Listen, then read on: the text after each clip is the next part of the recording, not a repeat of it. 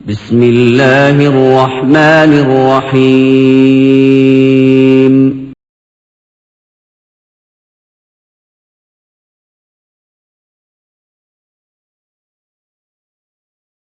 السلام عليكم ورحمة الله وبركاته.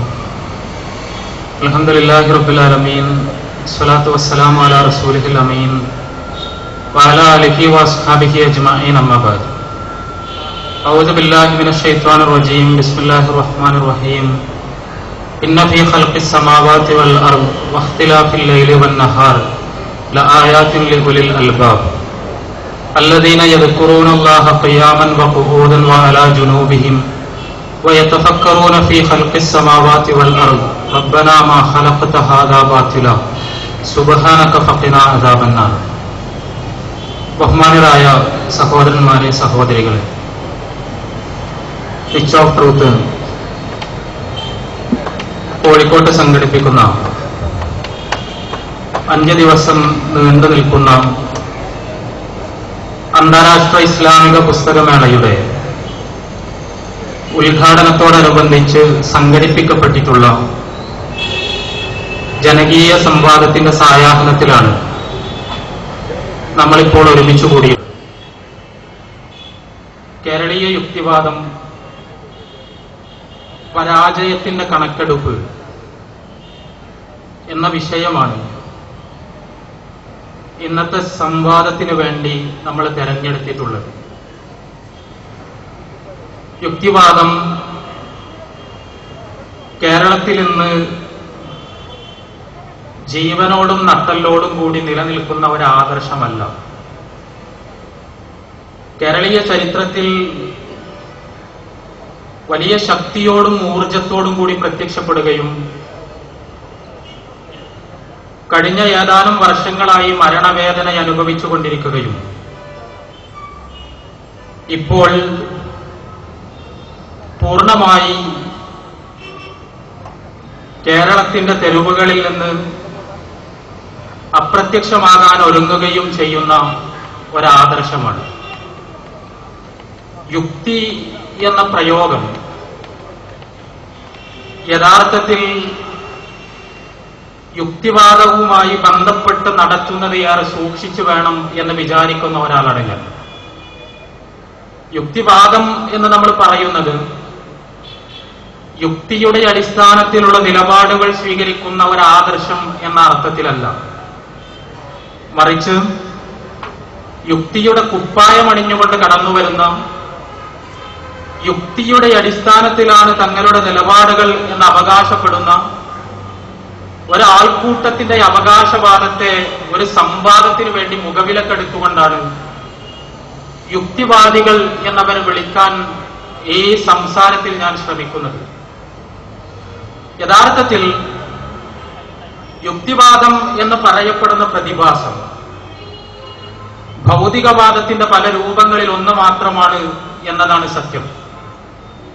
ഭൗതികവാദം എന്ന് പറയുമ്പോൾ പദാർത്ഥാതീതമായ യാതൊന്നിനും അസ്തിത്വമില്ല എന്ന് ശഠിക്കുകയും പദാർത്ഥം മാത്രമാണ് നിലനിൽക്കുന്നത് എന്ന് വിശദീകരിക്കുകയും പദാർത്ഥേതരമായ വസ്തുക്കളെയും വസ്തുതകളെയും അപ്പാടെ നിഷേധിക്കുകയും ചെയ്യുന്ന ഒരു ജീവിത വീക്ഷണമാണ്. ആ ജീവിത വീക്ഷണ പ്രകാരം പ്രപഞ്ചത്തിനൊരു സ്രഷ്ടാവില്ല, പ്രപഞ്ചത്തിന്റെ പദാർത്ഥത്തിന്റെ സ്രഷ്ടാവായി പ്രപഞ്ചാതീതനും പദാർത്ഥാതീതനുമായ ഒരു അസ്തിത്വമുണ്ട് എന്ന മതവിശ്വാസികളുടെ വീക്ഷണത്തെ നിരാകരിക്കുന്നവരും തിരസ്കരിക്കുന്നവരുമാണ് ഭൗതികവാദികൾ. അതോടൊപ്പം ആ പ്രപഞ്ച സ്രഷ്ടാവിൽ വിശ്വസിക്കുന്നതിന്റെ കൂടെ വിശ്വസിക്കണം എന്ന് പഠിപ്പിക്കപ്പെട്ടിട്ടുള്ള മരണാനന്തര ജീവിതത്തെയും ഭൗതികവാദികൾ നിഷേധിക്കുന്നു. ചുരുക്കത്തിൽ പ്രപഞ്ചത്തിന്, മനുഷ്യന്, ജീവജാലങ്ങൾക്കൊരു സ്രഷ്ടാവില്ല. മനുഷ്യന്റെ ജീവിതത്തിന് മരണാനന്തരം ഒരു തുടർച്ചയുമില്ല. വേറൊരു ഭാഷയിൽ പറഞ്ഞാൽ വളരെ യാദൃച്ഛികമായി ചില പദാർത്ഥങ്ങളുടെ സംയോജനത്തിന്റെ ഫലമായി, ചില രാസ സംയുക്തങ്ങളുടെ മിശ്രണത്തിന്റെ ഫലമായി തീർത്തും യാദൃച്ഛികമായി ഉടലെടുത്തൊരു അസ്തിത്വമാണ് മനുഷ്യൻ. ഈ പ്രപഞ്ചം മുഴുവൻ യാദൃച്ഛികമാണ്. ആ യാദൃച്ഛികതകൾക്ക് നടുവിലെ അതിഭീകരമായൊരു യാദൃച്ഛികതയാണ് മനുഷ്യൻ. ആ മനുഷ്യന്റെ ജീവിതം മരണത്തോടുകൂടി അവസാനിക്കുകയാണ് ചെയ്യുന്നത്. മരണത്തിനു ശേഷം അവന് കടന്നുപോകാൻ ഒരു ലോകമില്ല. അതുകൊണ്ട് തന്നെ അവന്റെ ജീവിതത്തിനൊരു ലക്ഷ്യവുമില്ല. മനുഷ്യ ജീവിതത്തിന് ലക്ഷ്യമോ അർത്ഥമോ ഇല്ല. മറിച്ച് കേവലം തിന്നുക, കുടിക്കുക, രസിക്കുക, രമിക്കുക എന്ന ലക്ഷ്യത്തിനപ്പുറത്ത് മാനവ ജീവിതത്തിന് അർത്ഥതലങ്ങളൊന്നുമില്ല എന്ന് സിദ്ധാന്തിക്കുന്ന ഒരു ആദർശമാണ് ഭൗതികവാദം. ആ ഭൗതികവാദത്തിന്റെ വീക്ഷണപ്രകാരം മനുഷ്യ ജീവിതത്തിന് ലക്ഷ്യമില്ലാത്തത് കൊണ്ട് തന്നെ, മരണാനന്തരം ഒരു ജീവിതമില്ലാത്തത് കൊണ്ട് തന്നെ, മനുഷ്യന്റെ പ്രവർത്തനങ്ങളെ വീക്ഷിച്ചുകൊണ്ടിരിക്കുന്ന ഒരു സ്രഷ്ടാവില്ലാത്തത് കൊണ്ട് തന്നെ നന്മ, തിന്മ തുടങ്ങിയ സങ്കല്പങ്ങൾ അപ്രസക്തമാണ്. ഏത് അധർമ്മവും ഏത് തിന്മയും മനുഷ്യർക്ക് വേണമെങ്കിൽ ചെയ്യാം. നന്മ, തിന്മ തുടങ്ങിയ സങ്കല്പങ്ങൾ അപ്രസക്തമായ മതകീയ സങ്കല്പങ്ങളാണ് എന്ന് വിശദീകരിക്കുകയാണ് ഭൗതികവാദികൾ ചെയ്യാറുള്ളത്. ഈ ഭൗതികവാദത്തിന് യുക്തിവാദം എന്ന പേര് ചാർത്തപ്പെടുന്നത് യഥാർത്ഥത്തിൽ ആധുനിക കാലഘട്ടത്തിലാണ്. ആധുനിക കാലഘട്ടത്തിൽ ഭൗതികവാദം യുക്തിവാദം എന്ന പേരിൽ വിളിക്കപ്പെടാനുണ്ടായ ചരിത്ര പശ്ചാത്തലത്തെക്കുറിച്ച് ചില കാര്യങ്ങൾ വളരെ ചുരുങ്ങിയ വാക്കുകളിലെങ്കിലും നമ്മൾ മനസ്സിലാക്കേണ്ടതുണ്ട്. അത് മനസ്സിലാക്കുമ്പോൾ മാത്രമേ ഭൗതികവാദത്തിന്റെ യുക്തിവാദം എന്ന രൂപത്തിന്റെ ചരിത്രം വളരെ കൃത്യമായി നമുക്ക് ഗ്രഹിക്കുവാൻ കഴിയും. യുക്തിവാദം എന്ന പ്രതിഭാസം, യുക്തിവാദം എന്ന ആദർശം ലോക ചരിത്രത്തിൽ എന്നാണ് ഉടലെടുത്തത് എന്ന് കൃത്യമായി വിശദീകരിക്കുക പ്രയാസകരമാണ്. എന്നാൽ നമ്മൾ ചരിത്രം പരിശോധിച്ചാൽ യൂറോപ്പിൽ ഉണ്ടായ പ്രത്യേകമായ ചില സംഭവങ്ങളുടെ തുടർച്ച എന്ന നിലക്കാണ് യുക്തിവാദം ജന്മമെടുക്കുന്നത് എന്ന് നമുക്ക് മനസ്സിലാക്കാൻ കഴിയും. യൂറോപ്പിന്റെ ചരിത്രം പരിശോധിച്ചാൽ ഏകദേശം 15-ാം നൂറ്റാണ്ട് വരെ യൂറോപ്പിനെ ഭരിച്ചത് കത്തോലിക്ക പൗരോഹിത്യമാണ്. അന്നത്തെ ക്രിസ്തുമത പൗരോഹിത്യമാണ്. ആ ക്രിസ്തുമത പൗരോഹിത്യം യൂറോപ്പിനെ അടക്കി ഭരിച്ചു. യൂറോപ്പിന്റെ രാജാവും യൂറോപ്പിന്റെ ജുഡീഷ്യറിയും യൂറോപ്പിലെ പുരോഹിതനും എല്ലാം കത്തോലിക്ക മതത്തിന്റെ കൽപ്പനകളാണ് അനുസരിച്ചുകൊണ്ടിരുന്നത്. ആ കാലഘട്ടത്തിൽ കത്തോലിക്ക ക്രിസ്തു മതത്തിന്റെ വീക്ഷണങ്ങൾക്കെതിരായി എന്തെങ്കിലും ഒന്ന് ഉരിയാടാനുള്ള അവകാശം യൂറോപ്പിൽ ആർക്കും ഉണ്ടായിരുന്നില്ല. നമ്മുടെ ചിന്തയെ സ്വതന്ത്രമായി ഉപയോഗിക്കുവാനും നമ്മുടെ ഇന്ദ്രിയങ്ങൾ ഉപയോഗിച്ച് ശാസ്ത്രീയ ഗവേഷണങ്ങളിൽ ഏർപ്പെടാനുമുള്ള അടിസ്ഥാനപരമായ മനുഷ്യാവകാശം ചവിട്ടിമെതിക്കപ്പെട്ടൊരു കാലഘട്ടമാണ് യൂറോപ്പിലെ മധ്യകാലഘട്ടം. ആ മധ്യകാലഘട്ടത്തിൽ ശാസ്ത്രജ്ഞന്മാർക്കോ തത്വചിന്തകന്മാർക്കോ ഒന്നും ബൈബിളിന് വിരുദ്ധമായി, കത്തോലിക്ക സഭയുടെ വീക്ഷണങ്ങൾക്ക് വിരുദ്ധമായി എന്തെങ്കിലും സംസാരിക്കുവാനുള്ള അവകാശം പൂർണ്ണമായി നിഷേധിക്കപ്പെട്ടു. ആധുനിക ശാസ്ത്രത്തിന്റെ ഉത്ഭവം, ആധുനിക ശാസ്ത്രത്തിന്റെ ആരംഭം നമ്മളെല്ലാവരും പലതവണ വായിച്ചിട്ടുള്ളതുപോലെ ഒരുപക്ഷെ ഗലീലിയോ ഗലീലിയിലൂടെയാണ്. ഗലീലിയോ ഗലീലി എന്ന് പറയുന്ന ലോകത്ത് പരീക്ഷണ നിരീക്ഷണങ്ങളിലൂടെയുള്ള ശാസ്ത്ര പഠനങ്ങൾക്ക് ആധുനിക ലോകത്ത് തുടക്കം കുറിച്ച മഹാനായ ശാസ്ത്രജ്ഞൻ. ആ മഹാനായ ശാസ്ത്രജ്ഞന്റെ ജീവിതം യഥാർത്ഥത്തിൽ സഭയുടെ പീഡനങ്ങൾ കൊണ്ട് രക്തപങ്കിലമായിരുന്നു എന്ന് ചരിത്രം വായിച്ചവർക്ക് മനസ്സിലാക്കാൻ കഴിയും. ഗലീലിയോ ഗലീലി അദ്ദേഹം നിർമ്മിച്ച ടെലസ്കോപ്പ് ഉപയോഗിച്ച് നടത്തിയ പ്രപഞ്ച നിരീക്ഷണങ്ങൾ വഴി അദ്ദേഹം സഭ പ്രചരിപ്പിക്കുന്ന ബൈബിൾ മുന്നോട്ട് വെക്കുന്ന സൗര കേന്ദ്ര ഭൗമകേന്ദ്ര പ്രപഞ്ച വീക്ഷണം തെറ്റാണ് എന്ന് വാദിക്കുകയും സൂര്യനെ ആണ് യഥാർത്ഥത്തിൽ സൗരയൂഥത്തിന്റെ കേന്ദ്രസ്ഥാനത്ത് പ്രതിഷ്ഠിക്കേണ്ടത് എന്ന് നിരീക്ഷിക്കുകയും ചെയ്തതിന്റെ പേരിൽ ഗലീലിയോ ഗലീലിക്ക് കനത്ത പീഡനങ്ങൾ ഏൽക്കേണ്ടി വന്നു. അദ്ദേഹത്തിന് തടവറയിൽ കഴിയേണ്ടി വന്നു. അദ്ദേഹത്തിന് ഇൻക്വിസിഷൻ കോടതിയിൽ പോയി തന്റെ വാദങ്ങൾ മാറ്റി പറയേണ്ടി വന്നു. ബൈബിളിന്റെ പ്രപഞ്ച വീക്ഷണത്തിന് വിരുദ്ധമായ ഒരു പ്രപഞ്ച വീക്ഷണം അവതരിപ്പിച്ചതിന്റെ പേരിൽ ബ്രൂണോ എന്ന ശാസ്ത്രജ്ഞനെ ജീവനോടെ ദഹിപ്പിക്കുവാൻ സഭ മുതിർന്നു. നമുക്കറിയാം, ഗലീലിയോക്കും ബ്രൂണോക്കും മുമ്പ് തന്നെ ബൈബിളിൽ നിന്ന് വിരുദ്ധമായ ഒരു പ്രപഞ്ച വീക്ഷണം അവതരിപ്പിക്കുവാൻ ശ്രമിച്ച കോപ്പർനിക്കസ്, ആ കോപ്പർനിക്കസിന്റെ സിദ്ധാന്തങ്ങൾ പ്രകാശിതമായത് അദ്ദേഹത്തിന്റെ മരണത്തിനു ശേഷം മാത്രമാണ്. തന്റെ ജീവിതകാലത്ത് താൻ കണ്ടെത്തിയ ശാസ്ത്രീയ സത്യങ്ങൾ ഉറക്കെ പറയാനുള്ള ധൈര്യം കോപ്പർനിക്കസിനുണ്ടായില്ല. കാരണം 16-ാം നൂറ്റാണ്ടിലെ സാമൂഹ്യ സാഹചര്യം വെച്ച് സഭയ്ക്ക് ഇഷ്ടമില്ലാത്ത, സഭയ്ക്ക് വിരോധമുണ്ടാകുന്ന ഒരു അഭിപ്രായം ശാസ്ത്രത്തിന്റെ പേരിൽ പറഞ്ഞാൽ അയാൾ ഭീകരമായി പീഡിപ്പിക്കപ്പെടുമായിരുന്നു. ഇത് യൂറോപ്പിൽ കഴിഞ്ഞുപോയൊരു കാലമാണ്. ആ കാലം മതപൗരോഹിത്യത്തിന്റെ കിരാതച്ചൊന്നൽ അരങ്ങുവാണ കാലം. മനുഷ്യന്റെ ധിഷണയ്ക്ക് മതം കൂച്ചുവിലങ്ങിട്ട കാലം. ശാസ്ത്രീയ പഠനങ്ങൾക്ക് വിലക്കുകൾ ഏർപ്പെടുത്തപ്പെട്ട കാലം. മനുഷ്യന്റെ ബുദ്ധി യാതൊന്നിനു വേണ്ടിയും ഉപയോഗിക്കാതെ കെട്ടിപ്പൂട്ടി വെക്കണമെന്ന് മതാധികാരികൾ ശാസന പുറപ്പെടുവിച്ച കാലം. അത്തരമൊരു കാലത്ത് മതത്തോട്, കത്തോലിക്ക പൗരോഹിത്യത്തോട്, സഭയോട് കൊമ്പുകോർത്തുകൊണ്ടാണ് യഥാർത്ഥത്തിൽ യൂറോപ്പിൽ സ്വതന്ത്ര ചിന്തയും ആധുനിക ശാസ്ത്രവും ജനിക്കുന്നതും വളരുന്നതും വികസിക്കുന്നതുമെല്ലാം. യുക്തിവാദം പോലുള്ള തീവ്രമായൊരു മതനിഷേധ പ്രസ്ഥാനം ലോകത്തുടലെടുക്കാനുണ്ടായ സാമൂഹ്യ പശ്ചാത്തലത്തെക്കുറിച്ചാണ് ഞാൻ സംസാരിക്കുന്നത്. അവിടെ നിന്നങ്ങോട്ട് യൂറോപ്പ് മാറുകയായിരുന്നു. കത്തോലിക്ക സഭയോട് കൊമ്പുകോർത്തും പോരാടിയും ശാസ്ത്രം യൂറോപ്പിൽ വളർന്നു, സ്വതന്ത്ര ചിന്ത വളർന്നു. ശാസ്ത്രവും സ്വതന്ത്ര ചിന്തയും വളർന്ന സമയത്ത് യന്ത്രങ്ങൾ കണ്ടുപിടിക്കപ്പെട്ടു. ആ യന്ത്രങ്ങൾ വഴി യൂറോപ്പിൽ വ്യവസായവൽക്കരണം ഉണ്ടായി. ആ വ്യവസായവൽക്കരണം വഴി ജീവിത പുരോഗതി നിലവിൽ വന്നു. പ്രസ്തുത ജീവിത പുരോഗതിയുടെ ഫലങ്ങൾ യൂറോപ്പിലെ ജനങ്ങൾ മുഴുവൻ ആസ്വദിച്ചു. അവിടെ ശാസ്ത്രം വിമോചകനായിരുന്നു. മതം മനുഷ്യരെ പിടിച്ചുവെക്കുകയും പീഡിപ്പിക്കുകയും മനുഷ്യന്റെ സ്വാതന്ത്ര്യങ്ങൾ കവർന്നെടുക്കുകയും അവന്റെ ജീവിത പുരോഗതി തടയുകയും ചെയ്തൊരു സമയത്ത് മതത്തോട് കൊമ്പുകോർത്തും പോരാടിയും ശാസ്ത്രജ്ഞന്മാർ നടത്തിയ നിരീക്ഷണങ്ങളും പഠനങ്ങളും ഗവേഷണങ്ങളുമാണ് യഥാർത്ഥത്തിൽ യൂറോപ്പിൽ വെളിച്ചം നിറച്ചത്. അതിനെയാണ് നമ്മൾ യൂറോപ്പിന്റെ നവോത്ഥാനം എന്ന് വിളിക്കുന്നത്, യൂറോപ്പിന്റെ റിനൈസൻസ് എന്ന് വിളിക്കുന്നത്. ഞാൻ പറയുന്നത്, നമ്മളിന്ന് പറയുന്ന യൂറോപ്പിന്റെ ആധുനികത ജനിക്കുന്നത് കത്തോലിക്ക മതത്തോട് പോരാടിയിട്ടാണ്. കത്തോലിക്ക സഭയുടെ ധാർഷ്ട്യത്തെ എതിർത്തുകൊണ്ടാണ്. യൂറോപ്പിന്റെ ചരിത്രത്തിലെ ഓരോ ഘട്ടത്തെയും നമ്മൾ പരിശോധിക്കുക. 16-ാം നൂറ്റാണ്ടിലാണ് യഥാർത്ഥത്തിൽ ഗലീലിയോയുടെയും ബ്രൂണോയുടെയും എല്ലാം അനുഭവങ്ങൾ ഉണ്ടാകുന്നത്. 17-ാം നൂറ്റാണ്ട് ആകുന്ന സമയത്ത് ശാസ്ത്രം വലിയ കുതിച്ചുചാട്ടം നടത്തുന്നത് നമുക്ക് കാണാൻ കഴിയുന്നു. സർ ഐസക് ന്യൂട്ടൺ എന്ന പേര് ശാസ്ത്രത്തിന്റെ ചരിത്രത്തിൽ തങ്കലിപികളാൽ രേഖപ്പെടുത്തപ്പെട്ട ഒരു നാമമാണ്. സർ ഐസക് ന്യൂട്ടൺ 1687-ലാണ് 17-ാം നൂറ്റാണ്ടിന്റെ ഒടുവിലാണ് തന്റെ പ്രിൻസിപ്പിയ മാത്തമാറ്റിക്ക എന്ന വിശ്വപ്രസിദ്ധമായ ഗ്രന്ഥം രചിക്കുന്നത്. തന്റെ പ്രിൻസിപ്പിയ മാത്തമാറ്റിക്ക എന്ന പുസ്തകം രചിച്ചുകൊണ്ട് സർ ഐസക് ന്യൂട്ടൺ പ്രപഞ്ചത്തിന്റെ ഗണിതബന്ധങ്ങൾ വിശദീകരിക്കുവാൻ വേണ്ടി ശ്രമിച്ചു. അദ്ദേഹം ഗുരുത്വാകർഷണ നിയമത്തെയും ചലന നിയമത്തെയും കണ്ടെത്തി. അടിസ്ഥാന ചലന നിയമങ്ങൾ ഗണിത സമവാക്യങ്ങൾ ഉപയോഗിച്ചുകൊണ്ട് തന്റെ പുസ്തകത്തിൽ അദ്ദേഹം സമർപ്പിച്ചു. അത് ശാസ്ത്രലോകത്ത് വലിയൊരു കുതിച്ചുചാട്ടമായിരുന്നു. പ്രപഞ്ചത്തിന്റെ ഗതിയെ, പ്രപഞ്ചത്തിന്റെ മുന്നോട്ടുപോക്കിനെ, പ്രപഞ്ചത്തിന്റെ നിലനിൽപ്പിനെ ഗണിത സമവാക്യങ്ങൾ ഉപയോഗിച്ചുകൊണ്ട് നമുക്ക് വ്യാഖ്യാനിക്കുവാൻ കഴിയും എന്ന് മനുഷ്യർ തിരിച്ചറിഞ്ഞൊരു സന്ദർഭമായിരുന്നു അത്. 1687-ൽ സർ ഐസക് ന്യൂട്ടന്റെ ദി പ്രിൻസിപ്പിയ മാത്തമാറ്റിക്ക എന്ന പുസ്തകം പുറത്തിറങ്ങിയത് അതുകൊണ്ട് തന്നെ മനുഷ്യനിൽ അപാരമായ ആത്മവിശ്വാസം നിറച്ചുകൊണ്ടാണ്. ആ കാലഘട്ടത്തിന്റെ സവിശേഷതകൾ മനസ്സിലാക്കിയാൽ പ്രിൻസിപ്പിയ മാത്തമാറ്റിക്ക അന്നത്തെ മനുഷ്യരിൽ നിറച്ച ആത്മവിശ്വാസത്തിന്റെ വലുപ്പം നമുക്ക് ഊഹിക്കാൻ കഴിയും. അതുവരെ സഭ മനുഷ്യരോട് പറഞ്ഞത് ബുദ്ധി ഉപയോഗിക്കരുത് എന്നാണ്. അതുവരെ സഭ മനുഷ്യരോട് പറഞ്ഞത് ഇന്ദ്രിയങ്ങൾ ഉപയോഗിക്കരുത് എന്നാണ്. അതുവരെ സഭ മനുഷ്യരോട് പറഞ്ഞത് ബൈബിളിനെതിരായി ഒന്നും പറയരുത് എന്നാണ്. എന്നാൽ ഇവിടെ ഇതാ അയാൾ ശാസ്ത്രീയമായ പഠന ഗവേഷണങ്ങൾ വഴി തന്റെ ഇന്ദ്രിയങ്ങൾ ഉപയോഗിച്ചുകൊണ്ട്, മസ്തിഷ്കം ഉപയോഗിച്ചുകൊണ്ട്, തന്റെ ബുദ്ധി ഉപയോഗിച്ചുകൊണ്ട് പ്രപഞ്ചത്തിന്റെ ഗണിത ബന്ധങ്ങൾ നിർദ്ധരിച്ചെടുത്തിരിക്കുന്നു. അതൊരു വഴിത്തിരിവായിരുന്നു.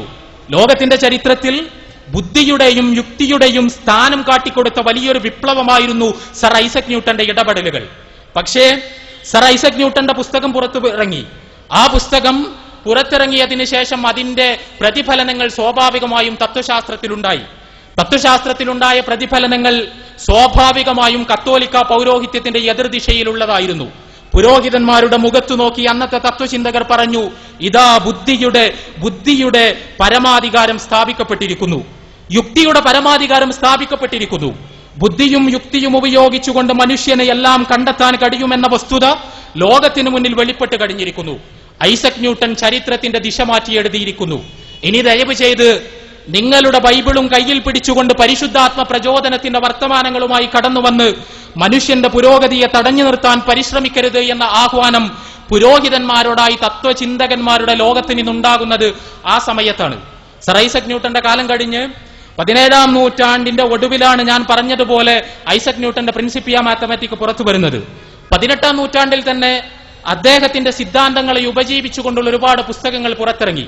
ആ പുസ്തകങ്ങളുടെ കൂട്ടത്തിലെ വളരെ പ്രധാനപ്പെട്ട 2 പുസ്തകങ്ങളായിരുന്നു ഡെനിസ് ദിദറോയുടെയും ഡേവിഡ് ഹ്യൂമിന്റെയും രചനകൾ. ഞാൻ പറയുന്നത് യൂറോപ്പിന്റെ ചരിത്രമാണ്. അങ്ങനെ പറയാനുള്ള കാരണം യുക്തിവാദം എന്ന് വ്യവഹരിക്കപ്പെടുന്ന ആദർശം ജന്മമെടുത്തതും വളർന്നതുമെല്ലാം യൂറോപ്പിലാണ്. യൂറോപ്പിൽ സർ ഐസക് ന്യൂട്ടന്റെ കാലശേഷം ഡെനിസ് ദിദറോയും ഡേവിഡ് ഹ്യൂമും തത്വശാസ്ത്ര രംഗത്തെ പ്രഗത്ഭമതികളാണ് രണ്ടുപേരും.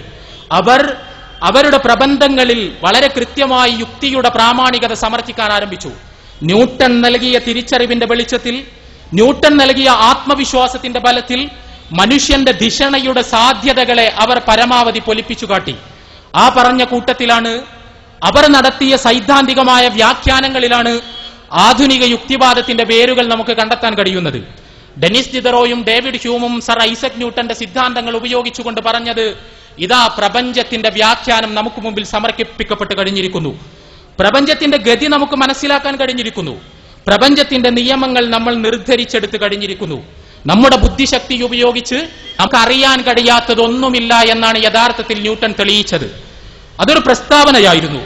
നമ്മുടെ ബുദ്ധിശക്തി ഉപയോഗിച്ചുകൊണ്ട്, നമ്മുടെ ഇന്ദ്രിയങ്ങൾ ഉപയോഗിച്ചുകൊണ്ട് നമുക്ക് അറിയാൻ കഴിയാത്ത, അനുഭവിക്കുവാൻ കഴിയാത്ത യാതൊന്നും തന്നെ ഇല്ല എന്ന് സർ ഐസക് ന്യൂട്ടൺ തെളിയിച്ചിരിക്കുന്നു എന്ന് സമർത്ഥിക്കുവാനാണ് ഡെനിസ് ദിദറോയും ഡേവിഡ് ഹ്യൂമും പരിശ്രമിച്ചത്.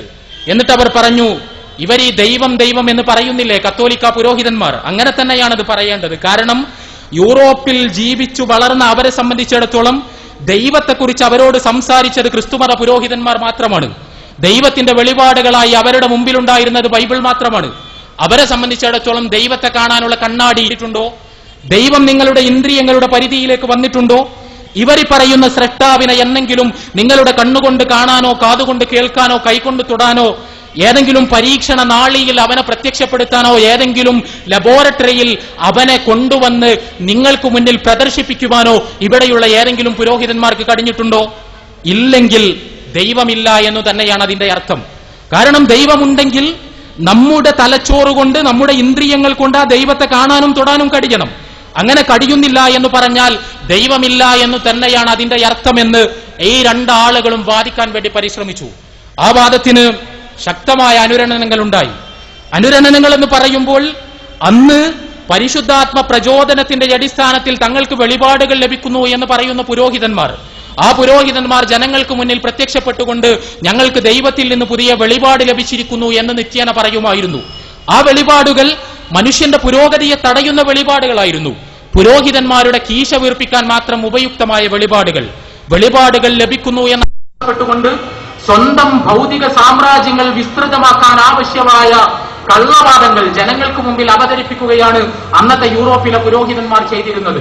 അവർ യൂറോപ്പിലെ ജനങ്ങൾക്ക് മുമ്പിൽ നിത്യേന പ്രത്യക്ഷപ്പെട്ടുകൊണ്ട് വെളിപാടുകളുടെ വലിയ വലിയ കഥകൾ പറഞ്ഞു. ആ സമയത്താണ് ഐസക് ന്യൂട്ടന്റെ രചനകളുടെ വെളിച്ചത്തിൽ ദൈവത്തെയും വെളിപാടിനെയും നിഷേധിച്ചുകൊണ്ടുള്ള വർത്തമാനങ്ങൾ ഉണ്ടാകുന്നത്. അത് മതരംഗത്തുള്ളവരെ പോലും സ്വാധീനിച്ചു. അന്ന് ആ ചിന്തക്കുണ്ടായിരുന്ന ധൈഷണികമായ ഔന്നത്യത്തെക്കുറിച്ച് മനസ്സിലാക്കാൻ മതരംഗത്തുള്ളവർ അതിനോട് പ്രതികരിച്ച രീതിയെക്കുറിച്ച് നമ്മൾ മനസ്സിലാക്കിയാൽ മതി. തോമസ് പൈൻ എന്ന് പറയുന്നത് അന്നത്തെ പ്രശസ്തനായ ഒരു ക്രിസ്തുമത പണ്ഡിതനാണ്. അദ്ദേഹം അമേരിക്കയിലാണ് ജീവിച്ചിരുന്നത്. അദ്ദേഹം 18-ാം നൂറ്റാണ്ടിന്റെ അവസാനത്തിൽ തോമസ് പൈൻ എഴുതിയ പുസ്തകത്തിന്റെ പേര് ദി ഏജ് ഓഫ് റീസൺ എന്നാണ്. ദി ഏജ് ഓഫ് റീസൺ എന്നാണ് അദ്ദേഹം എഴുതിയ പുസ്തകത്തിന്റെ പേര്. ദി ഏജ് ഓഫ് റീസൺ എന്ന് പറഞ്ഞാൽ യുക്തിയുടെ യുഗം എന്ന് നമുക്ക് മലയാളത്തിൽ പരിഭാഷപ്പെടുത്താം.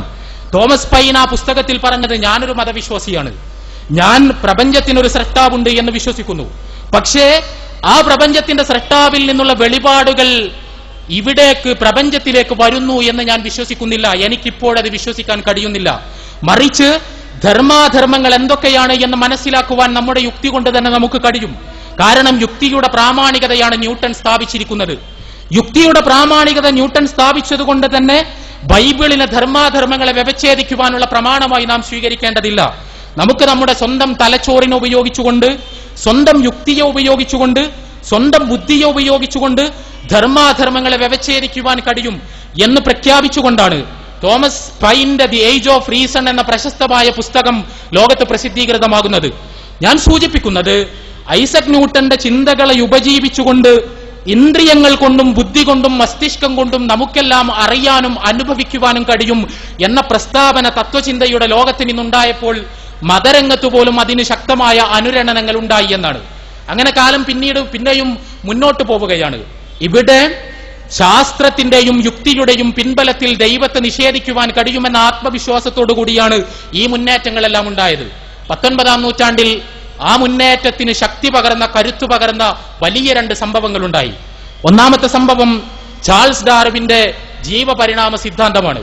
19-ാം നൂറ്റാണ്ടിൽ HMS ബീഗിൾ എന്ന് പറയുന്ന കപ്പലിൽ ലോകം ചുറ്റിയ ശേഷം ജീവജാതികൾ എങ്ങനെയാണ് ഉത്ഭവിച്ചത് എന്ന് വിശദീകരിക്കുവാൻ ശ്രമിച്ച ചാൾസ് ഡാർവിൻ എന്ന ജീവശാസ്ത്രജ്ഞൻ, അദ്ദേഹം ജീവജാതികൾ എങ്ങനെയാണ് ഉത്ഭവിച്ചത് എന്ന ചോദ്യത്തിന് ഉത്തരം പറയാൻ ശ്രമിച്ചു.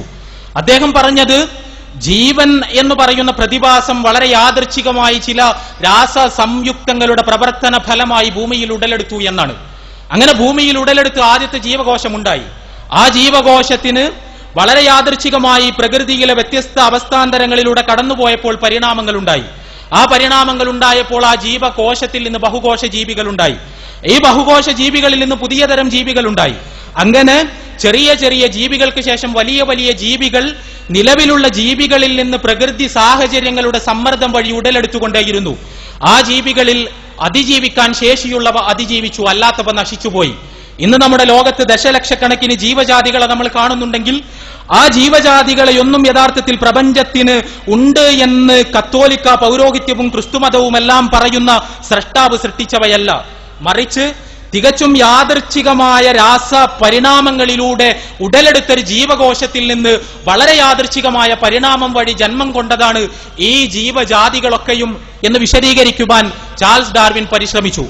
അദ്ദേഹത്തിന്റെ പരിശ്രമങ്ങളുടെ സാകല്യമാണ് അദ്ദേഹത്തിന്റെ പുസ്തകമായി ദി ഒറിജിൻ ഓഫ് സ്പീഷീസ് എന്ന പേരിൽ 19ാം നൂറ്റാണ്ടിന്റെ ഉത്തരാർദ്ധത്തിൽ പുറത്തിറങ്ങുന്നത്.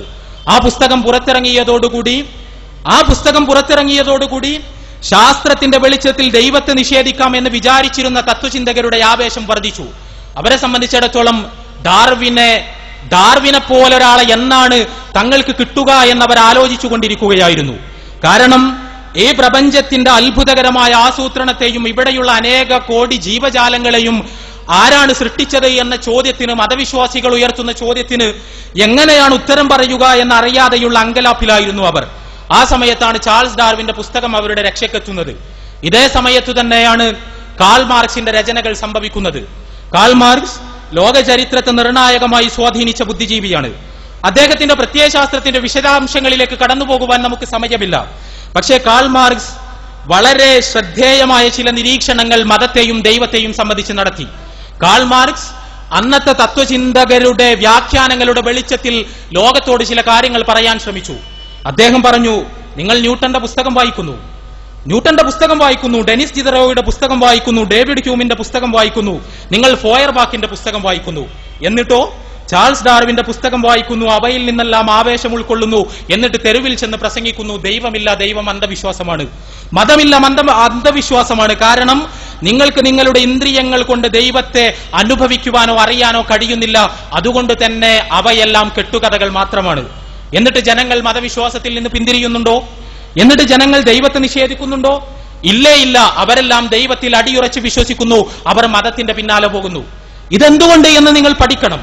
കേവലം നിങ്ങളുടെ വാചക കസർത്തുകൾ കൊണ്ട്, നിങ്ങളുടെ പ്രസംഗങ്ങൾ കൊണ്ട്, നിങ്ങളുടെ പ്രബന്ധങ്ങൾ കൊണ്ട് ജനങ്ങളെ ദൈവവിശ്വാസത്തിൽ നിന്ന് പിന്തിരിപ്പിക്കുവാൻ കഴിയും എന്ന് നിങ്ങൾ വിചാരിക്കരുത്.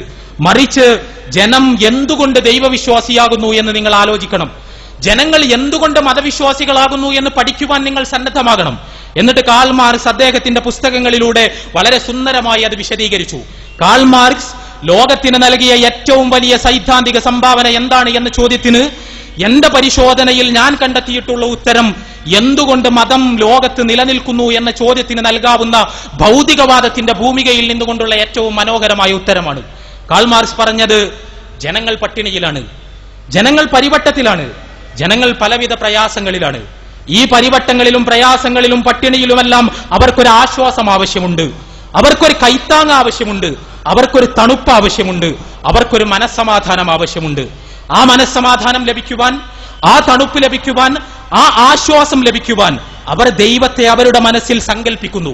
തങ്ങളെക്കാൾ ശക്തിയുള്ള, തങ്ങളുടെ പ്രശ്നങ്ങൾ പരിഹരിക്കാൻ ശേഷിയുള്ള, തങ്ങളെ സഹായിക്കാൻ കഴിയുന്ന ഒരു അസ്തിത്വമുണ്ട് എന്നവർ വിചാരിക്കുന്നു. അങ്ങനെ വിചാരിച്ച ശേഷം തങ്ങളുടെ മനസ്സിൽ അവർ തന്നെ സൃഷ്ടിച്ച ദൈവത്തിന്റെ മുന്നിൽ അവർ ശിരസ് നമിക്കുന്നു, എല്ലാം ആ ദൈവത്തെ ഏൽപ്പിക്കുന്നു. അങ്ങനെ ഏൽപ്പിച്ച ശേഷം അവർ ശാന്തിയടയുന്നു. എന്നിട്ട് അദ്ദേഹം പറഞ്ഞു, ലോകത്ത് ദൈവവിശ്വാസം നിലനിൽക്കുന്നത് പട്ടിണിയുള്ളത് കൊണ്ടാണ്, പരിവട്ടമുള്ളത് കൊണ്ടാണ്, ജനങ്ങൾക്ക് പ്രയാസമുള്ളത് കൊണ്ടാണ്. ജനങ്ങൾ മനസ്സമാധാനം കിട്ടാൻ വേണ്ടിയാണ് ദൈവം എന്ന സങ്കല്പ സൃഷ്ടിയിൽ അഭയം തേടുന്നത്. അതുകൊണ്ട് ജനങ്ങളെ ദൈവവിശ്വാസത്തിൽ നിന്ന് രക്ഷപ്പെടുത്തണമെങ്കിൽ, ജനങ്ങളെ മതവിശ്വാസത്തിന്റെ നുകത്തിൽ നിന്ന് രക്ഷപ്പെടുത്തണമെങ്കിൽ നിങ്ങൾ അവരുടെ പട്ടിണി ഇല്ലാതാക്കാൻ പരിശ്രമിക്കണം, അവരുടെ പരിവട്ടം ഇല്ലാതാക്കാൻ ശ്രമിക്കണം. അദ്ദേഹത്തിന്റെ ഭാഷ അതുപോലെ കടമെടുത്തു പറഞ്ഞാൽ വർഗസമരത്തിനു വേണ്ടിയുള്ള സന്നാഹങ്ങൾ ഒരുക്കണം.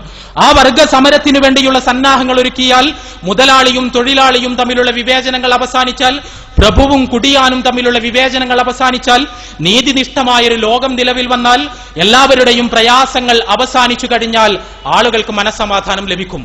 അങ്ങനെ മനസ്സമാധാനം ലഭിച്ചാൽ പിന്നെ അവർക്ക് ദൈവം എന്ന സങ്കല്പ സൃഷ്ടിയുടെ, അദ്ദേഹത്തിന്റെ വാക്കുകളാണ് ഞാൻ ഉപയോഗിക്കുന്നത്, സങ്കല്പ സൃഷ്ടിയുടെ ആവശ്യമുണ്ടാവുകയില്ല. ഇത് കാൾ മാർക്സിന്റെ വിശദീകരണമാണ്. 19-ാം നൂറ്റാണ്ടിൽ ഭൗതികവാദത്തിന് ശക്തി പകർന്ന രണ്ട് ചിന്തകളായിരുന്നു, ഒന്ന് ഡാർവിന്റെ പരിണാമ സിദ്ധാന്തവും രണ്ടാമത്തേത് കാൾ മാർക്സിന്റെ മതത്തെ സംബന്ധിച്ച ഈ വിശദീകരണവും. ഈ സിദ്ധാന്തങ്ങളുടെ എല്ലാം പിൻബലത്തിലാണ് ഭൗതികവാദം ലോകത്തിനു മുന്നിൽ എഴുന്നേറ്റ് നിൽക്കാൻ ശ്രമിച്ചത്. അതോടൊപ്പം യൂറോപ്പിൽ വേറെയും ഒരുപാട് ചിന്താ വിപ്ലവങ്ങൾ ഉണ്ടായി. വിശദമായി പറയാൻ സമയമില്ല. പ്രത്യേകിച്ചും ബൈബിൾ ദൈവികമാണ് എന്ന വിശ്വാസം യൂറോപ്പിൽ ശക്തമായിരുന്നു. ബൈബിൾ ദിവ്യപ്രചോദിതമാണ് എന്ന ആശയത്തെ പുരോഹിതന്മാർ പ്രചരിപ്പിച്ചിരുന്നു. എന്നാൽ 18-ാം നൂറ്റാണ്ടിൽ ജർമ്മനിയിൽ നടന്ന വളരെ നിഷ്കൃഷ്ടമായ ബൈബിൾ ഗവേഷണങ്ങൾ, ആ ബൈബിൾ ഗവേഷണങ്ങൾ ബൈബിളിന്റെ അപ്രമാദിത്വം എന്ന ആശയത്തെ 100% ചോദ്യം ചെയ്യാൻ ആരംഭിച്ചു. ബൈബിളിൽ ധാരാളം അബദ്ധങ്ങളുണ്ട് എന്ന് ഗവേഷണങ്ങൾ വഴി ചൂണ്ടിക്കാണിക്കപ്പെട്ടു. ബൈബിൾ പൂർണ്ണമായി ദൈവം അവതരിപ്പിച്ചതാണ് എന്ന് വിശ്വസിക്കുവാൻ നിഷ്പക്ഷമതിയായ ഒരാൾക്ക് സാധിക്കില്ല എന്ന് ബോധ്യപ്പെടുത്തുന്ന ഗവേഷണ ഫലങ്ങൾ 18-ാം നൂറ്റാണ്ടിൽ ജർമ്മനിയിൽ നിന്ന് പ്രത്യേകിച്ചും ധാരാളമായി പുറത്തുവന്നു. ആ ഗവേഷണ ഫലങ്ങൾ യൂറോപ്പിൽ വലിയ ചലനങ്ങൾ ഉണ്ടാക്കി.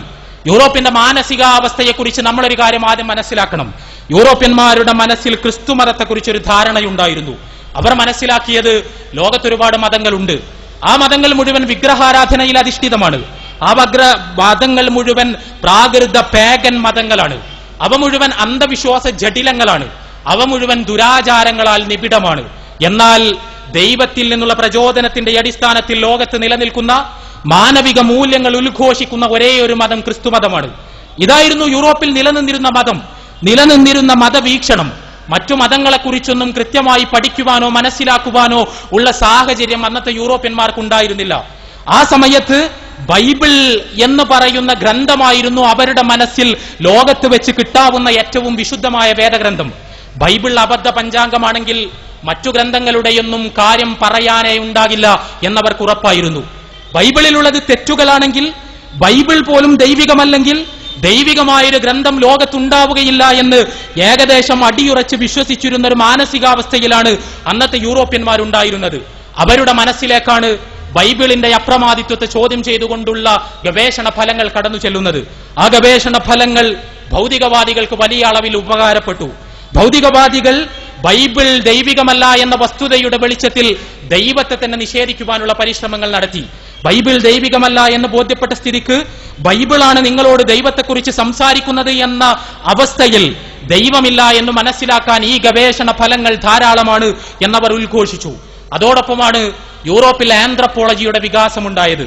നരവംശാസ്ത്രം എന്ന് ഇന്ന് നമ്മൾ വിളിക്കുന്ന വളരെയധികം വികസിച്ചു കഴിഞ്ഞിട്ടുള്ള വിജ്ഞാന ശാഖ.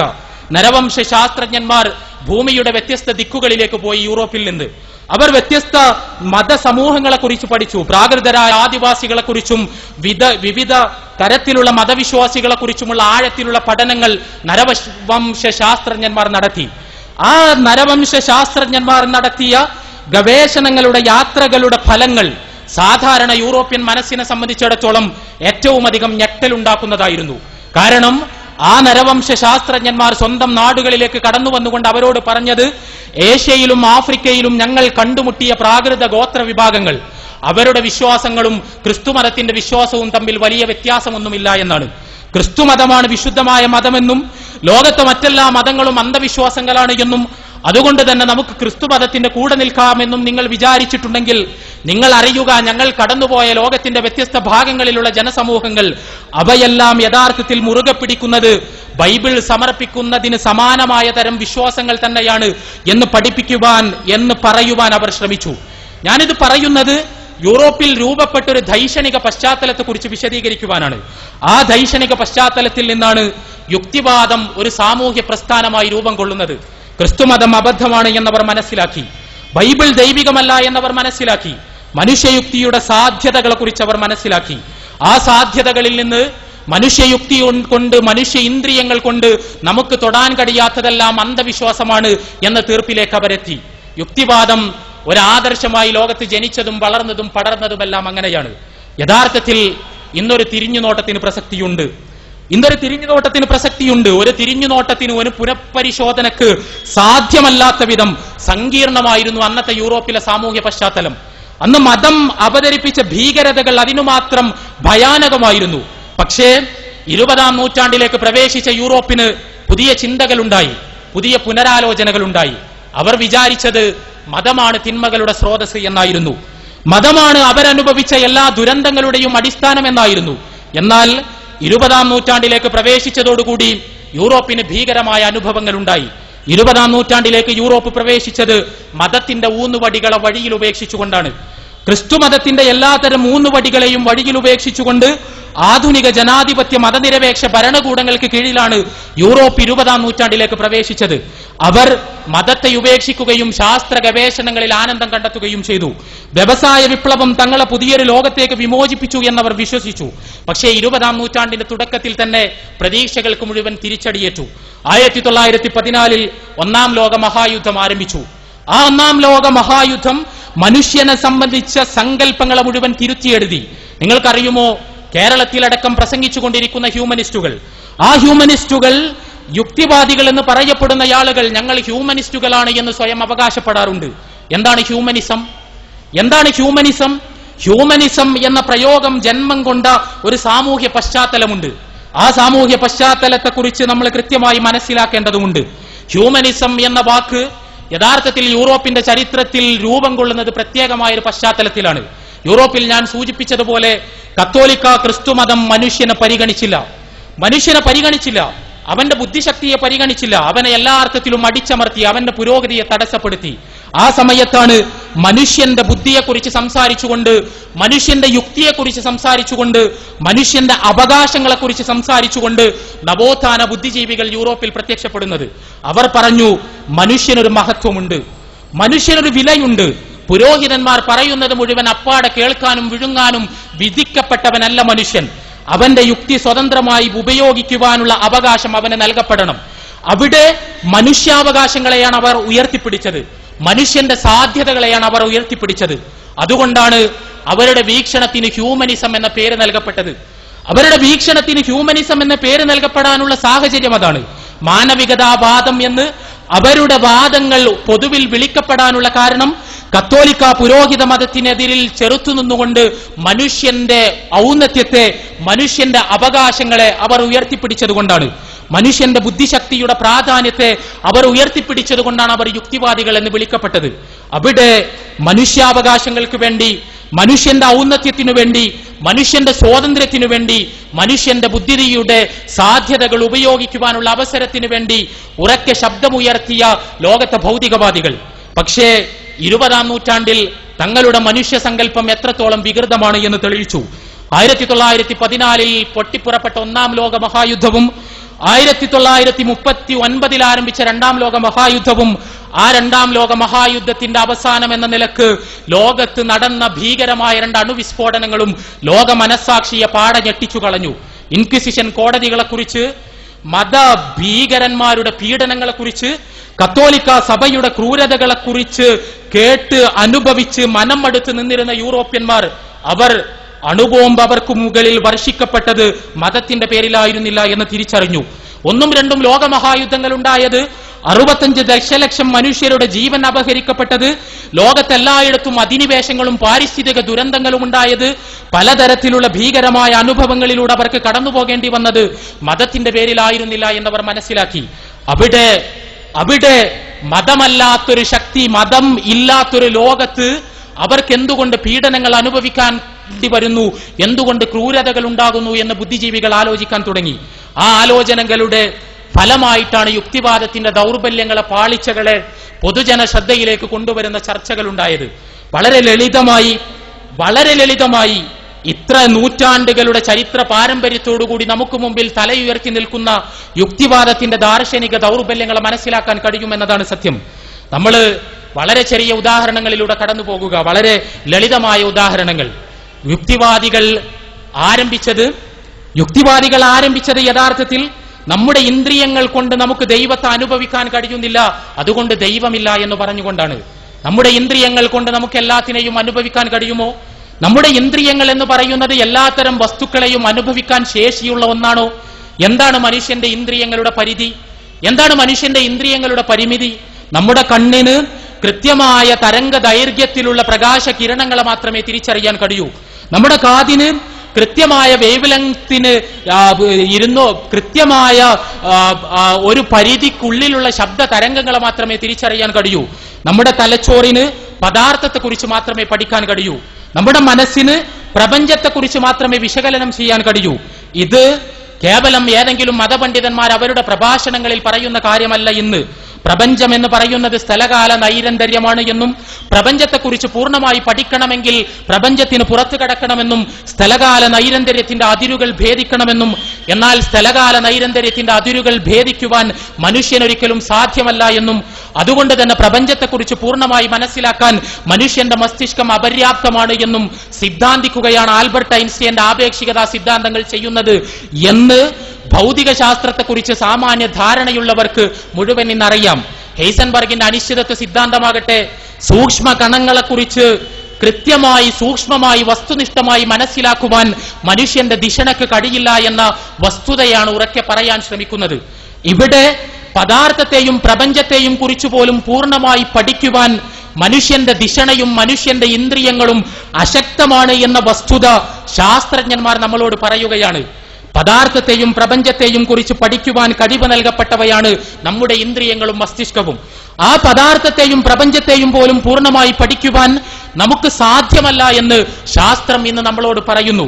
ആ ഇന്ദ്രിയങ്ങൾ ഉപയോഗിച്ചുകൊണ്ട്, ആ മസ്തിഷ്കം ഉപയോഗിച്ചുകൊണ്ട് പദാർത്ഥാതീതനായ പ്രപഞ്ചാതീതനായ ദൈവം തമ്പുരാനെ അനുഭവിക്കുവാൻ നമുക്ക് കഴിയണം എന്ന് ശഠിക്കുന്നത് എന്തുമാത്രം വലിയ യുക്തിവിരുദ്ധതയാണ്.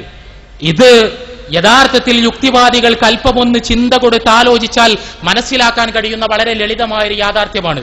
ഇന്ദ്രിയങ്ങൾ എന്ന് പറയുന്നത് പദാർത്ഥത്തെ അനുഭവിക്കുവാൻ, പദാർത്ഥത്തെ പഠിപ്പിക്കുവാൻ മാത്രം ശക്തി നൽകപ്പെട്ടിട്ടുള്ള അവയവങ്ങളാണ്.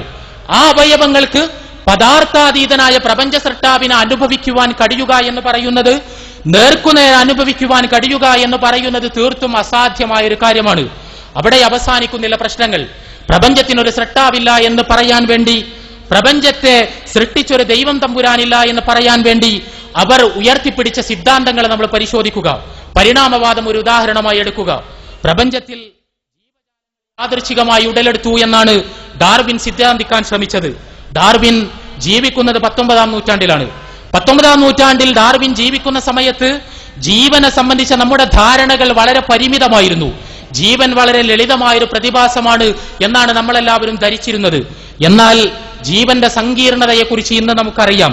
ഒരു ജീവകോശം എന്തുമാത്രം സങ്കീർണമാണ് എന്ന് ഇന്ന് നമുക്കറിയാം. ലോകത്ത് നിലനിൽക്കുന്ന അത്ഭുതങ്ങളിൽ വെച്ച് ഏറ്റവും വലിയ അത്ഭുതമാണ് യഥാർത്ഥത്തിൽ ഒരു ജീവകോശം. ഞാൻ ബഹുകോശ ജീവികളെക്കുറിച്ചോ മനുഷ്യ ശരീരത്തെക്കുറിച്ചോ അല്ല സംസാരിക്കുന്നത്. ഒരു ജീവകോശം, ആ ജീവകോശത്തിന്റെ സങ്കീർണതയെക്കുറിച്ച് സംസാരിക്കണമെങ്കിൽ, അതിനെക്കുറിച്ച് വിശദീകരിക്കണമെങ്കിൽ ദിവസങ്ങൾ വേണ്ടിവരും. ഒരു ജീവകോശം യാദൃച്ഛികമായി രാസ പരിണാമങ്ങൾ വഴി ഉടലെടുത്തു എന്ന് സിദ്ധാന്തിക്കുവാൻ ധൈര്യമുള്ളൊരു ജീവശാസ്ത്രജ്ഞൻ ഇന്ന് ഭൂമിയിൽ ജീവിച്ചിരിക്കുന്നില്ല എന്നതാണ് സത്യം. അത്രത്തോളം സങ്കീർണമായ, അത്രത്തോളം ആസൂത്രണം ആവശ്യമുള്ള ഒരു ഘടനയാണ് യഥാർത്ഥത്തിൽ ജീവന്റെ അടിസ്ഥാനമായ ജീവകോശങ്ങൾ. അങ്ങനെ എത്രയെത്ര ജീവകോശങ്ങൾ ചേർന്നിട്ടാണ് യഥാർത്ഥത്തിൽ ജീവികൾ ഉണ്ടാകുന്നത്, ആ ജീവികളുടെ അവയവങ്ങൾ ഉണ്ടാകുന്നത്. നമ്മുടെയെല്ലാം ശരീരത്തിനെ കുറിച്ച് മാത്രം നമ്മൾ ആലോചിക്കുക. നമ്മുടെ ശരീരത്തിൽ അവയവങ്ങൾ, അവ എന്തുമാത്രം സങ്കീർണമാണ്. ഒരു പിൻഹോൾ ക്യാമറ, ഒരു ഡിജിറ്റൽ ക്യാമറ യാദൃച്ഛികമായി രൂപം കൊണ്ടു എന്ന് പറഞ്ഞാൽ സമ്മതിക്കുവാൻ കഴിയാത്ത ആളുകൾ, അവർക്ക് ലോകത്തിലെ കോടാനകോടി മനുഷ്യരുടെ ഒരു ജോഡി നേത്രങ്ങൾ, കണ്ണുകൾ യാദൃച്ഛികമായി രൂപം കൊണ്ടതാണ് എന്ന് സമ്മതിക്കുവാൻ കഴിയുന്നു. ഒരു കമ്പ്യൂട്ടർ യാദൃച്ഛികമായി രൂപം കൊണ്ടു എന്ന് സമ്മതിക്കുവാൻ കഴിയാത്ത ആളുകൾക്ക് കമ്പ്യൂട്ടറിനേക്കാൾ സങ്കീർണമായ ഘടനയുള്ള മനുഷ്യന്റെ മസ്തിഷ്കം യാദൃച്ഛികമായി രൂപം കൊണ്ടു എന്ന് പറയാൻ കഴിയുന്നു. അവരുടെ മനസ്സുകൾ അന്ധമാവുകയാണ് ചെയ്യുന്നത് എന്ന് മനസ്സിലാക്കുവാൻ പ്രപഞ്ചത്തിലേക്ക് വെറുതെ ഒന്ന് കണ്ണോടിക്കുക മാത്രമേ ചെയ്യേണ്ടതുള്ളൂ. പരിണാമ സിദ്ധാന്തം ഉപയോഗിച്ചുകൊണ്ട് ദൈവത്തെ നിഷേധിക്കുവാനും പ്രപഞ്ച സൃഷ്ടാവില്ല എന്ന് പറയാനും പരിശ്രമിച്ചുകൊണ്ടിരിക്കുന്ന സുഹൃത്തുക്കൾ, ആ സുഹൃത്തുക്കളോട് വിനയത്തോടുകൂടി ഞാൻ ചോദിക്കട്ടെ, ലോകത്തിലെ ഏതെങ്കിലും ഒരു ജീവിവർഗം യാദൃച്ഛികമായി പ്രകൃതി നിർദ്ധാരണ പ്രക്രിയയിലൂടെ പരിണാമ സിദ്ധാന്തം വിശദീകരിക്കുന്നത് പ്രകാരം ഉടലെടുത്തു എന്ന് തെളിയിക്കുവാൻ നിങ്ങൾക്ക് നട്ടലുണ്ടോ എന്ന് ചോദിക്കുവാൻ ഞാൻ ആഗ്രഹിക്കുകയാണ്. പരിണാമ വൃക്ഷം ചിത്രം വരക്കാൻ എല്ലാവർക്കും കഴിയും. ഒരുപാട് കുരങ്ങുകളുടെ ചിത്രങ്ങൾ അച്ചടിക്കുവാൻ കഴിയും. അത് വെച്ച് ആനിമേഷൻ മൂവികൾ ഉണ്ടാക്കുവാൻ കഴിയും. എന്റെ ചോദ്യം അതല്ല. ലോകത്തിലെ ഏതെങ്കിലും ഒരു ജീവിവർഗം, ഒന്നിലധികം ജീവിവർഗങ്ങളെ കുറിച്ചല്ല ഞാൻ ചോദിക്കുന്നത്. ആ ജീവിവർഗം കൃത്യമായി യാദൃച്ഛികമായ രാസപരിണാമങ്ങളുടെ ഫലമായിട്ടാണ് ഉരുത്തിരിഞ്ഞത് എന്ന്, അവയ്ക്ക് പിന്നിൽ ആസൂത്രകന്റെ ഇടപെടൽ ഉണ്ടായിട്ടില്ല എന്ന്, പരിണാമ ശൃംഖലയിലൂടെ കടന്നുപോയി പ്രകൃതി നിർദ്ധാരണത്തിലൂടെ ഇന്ന ഘട്ടങ്ങൾ പിന്നിട്ട് അവ ഇന്ന അവസ്ഥയിൽ എത്തിച്ചേരുകയാണ് ചെയ്യുന്നത് എന്ന് തെളിവുകളുടെ അടിസ്ഥാനത്തിൽ സംസാരിക്കുവാൻ സന്നദ്ധതയുള്ള ഏതെങ്കിലും ഒരു പരിണാമ വിശ്വാസി കേരളത്തിലുണ്ടോ എന്ന് ചോദിക്കുവാൻ കാൽനൂറ്റാണ്ട് കാലം യുക്തിവാദികളോട് കൊമ്പുകോർത്ത ദൈക്ഷണികമായി പോരാടിയ നിച്ച് ഓഫ് ട്രൂത്തിന്റെ വേദിയിൽ നിന്നുകൊണ്ട് ഞാൻ ചോദിക്കുകയാണ്. ആ ചോദ്യം ഇന്ന് ഞാൻ ചോദിക്കുമ്പോൾ അത് യഥാർത്ഥത്തിൽ ഇവിടെയുള്ള യുക്തിവാദികൾക്ക് മുഴുവൻ ഉൾക്കിടിലമുണ്ടാക്കുന്നുണ്ട് എന്ന് എനിക്കറിയാം. കാരണം കേരളത്തിൽ പരിണാമ സിദ്ധാന്തം പ്രചരിപ്പിക്കാൻ ശ്രമിച്ചതും പരിണാമ സിദ്ധാന്തം വിശദീകരിക്കുന്ന പുസ്തകങ്ങൾ പുറത്തിറക്കിയതും അതിനെ ജനങ്ങളുടെ മനസ്സിലേക്ക് എത്തിക്കാൻ ശ്രമിച്ചതുമെല്ലാം ഇവിടെയുള്ള ഭൗതികവാദികളാണ്. അവർ ഇന്നും പരിണാമ സിദ്ധാന്തം പ്രചരിപ്പിച്ചുകൊണ്ടിരിക്കുന്നത് പഴകി ദ്രവിച്ച ഡാർവിന്റെ കാലത്തെ ആശയങ്ങൾ ഉപയോഗിച്ചുകൊണ്ടാണ്. ഇവിടെ ഡാർവിൻ സുന്ദരമായ ആശയം സമർപ്പിച്ചു എന്നല്ലാതെ, ഡാർവിൻ അദ്ദേഹത്തിന്റെ ഭാവനാവിലാസങ്ങൾ ലോകത്തിന് മുന്നിൽ സമർപ്പിച്ചു എന്നല്ലാതെ, ആ ഭാവനാവിലാസങ്ങൾക്ക് തെളിവ് ഹാജരാക്കുവാൻ ഇതുവരെ ലോകത്തൊരാൾക്കും കഴിഞ്ഞിട്ടില്ല എന്ന് വളരെ കൃത്യമായി പരിണാമ സിദ്ധാന്തത്തിന്റെ ചരിത്രം പരിശോധിക്കുന്നവർക്ക് മുഴുവൻ മനസ്സിലാക്കാൻ കഴിയും. വെറുതെ പരിണാമ സിദ്ധാന്തം വഴി മനുഷ്യന്റെ ഉത്ഭവത്തെ വിശദീകരിക്കുവാൻ കഴിയും എന്ന് തെറ്റിദ്ധരിപ്പിക്കുവാൻ ശ്രമിക്കുന്ന സുഹൃത്തുക്കൾ, അവരോട് ചോദിക്കട്ടെ, ലോകത്ത് എഴുതാൻ അറിയുന്ന ഏതെങ്കിലും ഒരു മൃഗമുണ്ടോ ലോകത്ത്?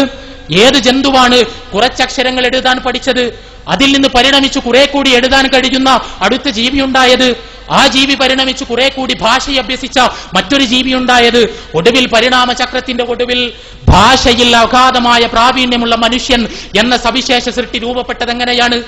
ലോകത്ത് ഏത് ജന്തുവാണ് വസ്ത്രം ധരിക്കുന്നത്, അല്പവസ്ത്രം ധരിക്കുന്നത്? പരിണാമത്തിന് ശേഷം കൂടുതൽ വസ്ത്രം ധരിക്കാൻ പഠിച്ച അടുത്ത ജീവി ഏതാണ്? പരിണാമത്തിന്റെ വ്യത്യസ്ത ശൃംഖലകൾ കടന്നു വന്നുകൊണ്ട് ഒടുവിൽ മനുഷ്യന്റെ അവസ്ഥയിലെത്തിയപ്പോൾ വസ്ത്രധാരണം അവന്റെ ഒരു ശീലമായി മാറി എന്ന് സിദ്ധാന്തിക്കുവാൻ നിങ്ങൾക്ക് കഴിയുമോ? ലോകത്ത് ഏത് ജീവിയാണ് വാഹനം ഉപയോഗിക്കുന്നത്? ഏത് ജീവിയാണ് വാഹനത്തിന് പുറത്ത് യാത്ര ചെയ്യുന്നത്?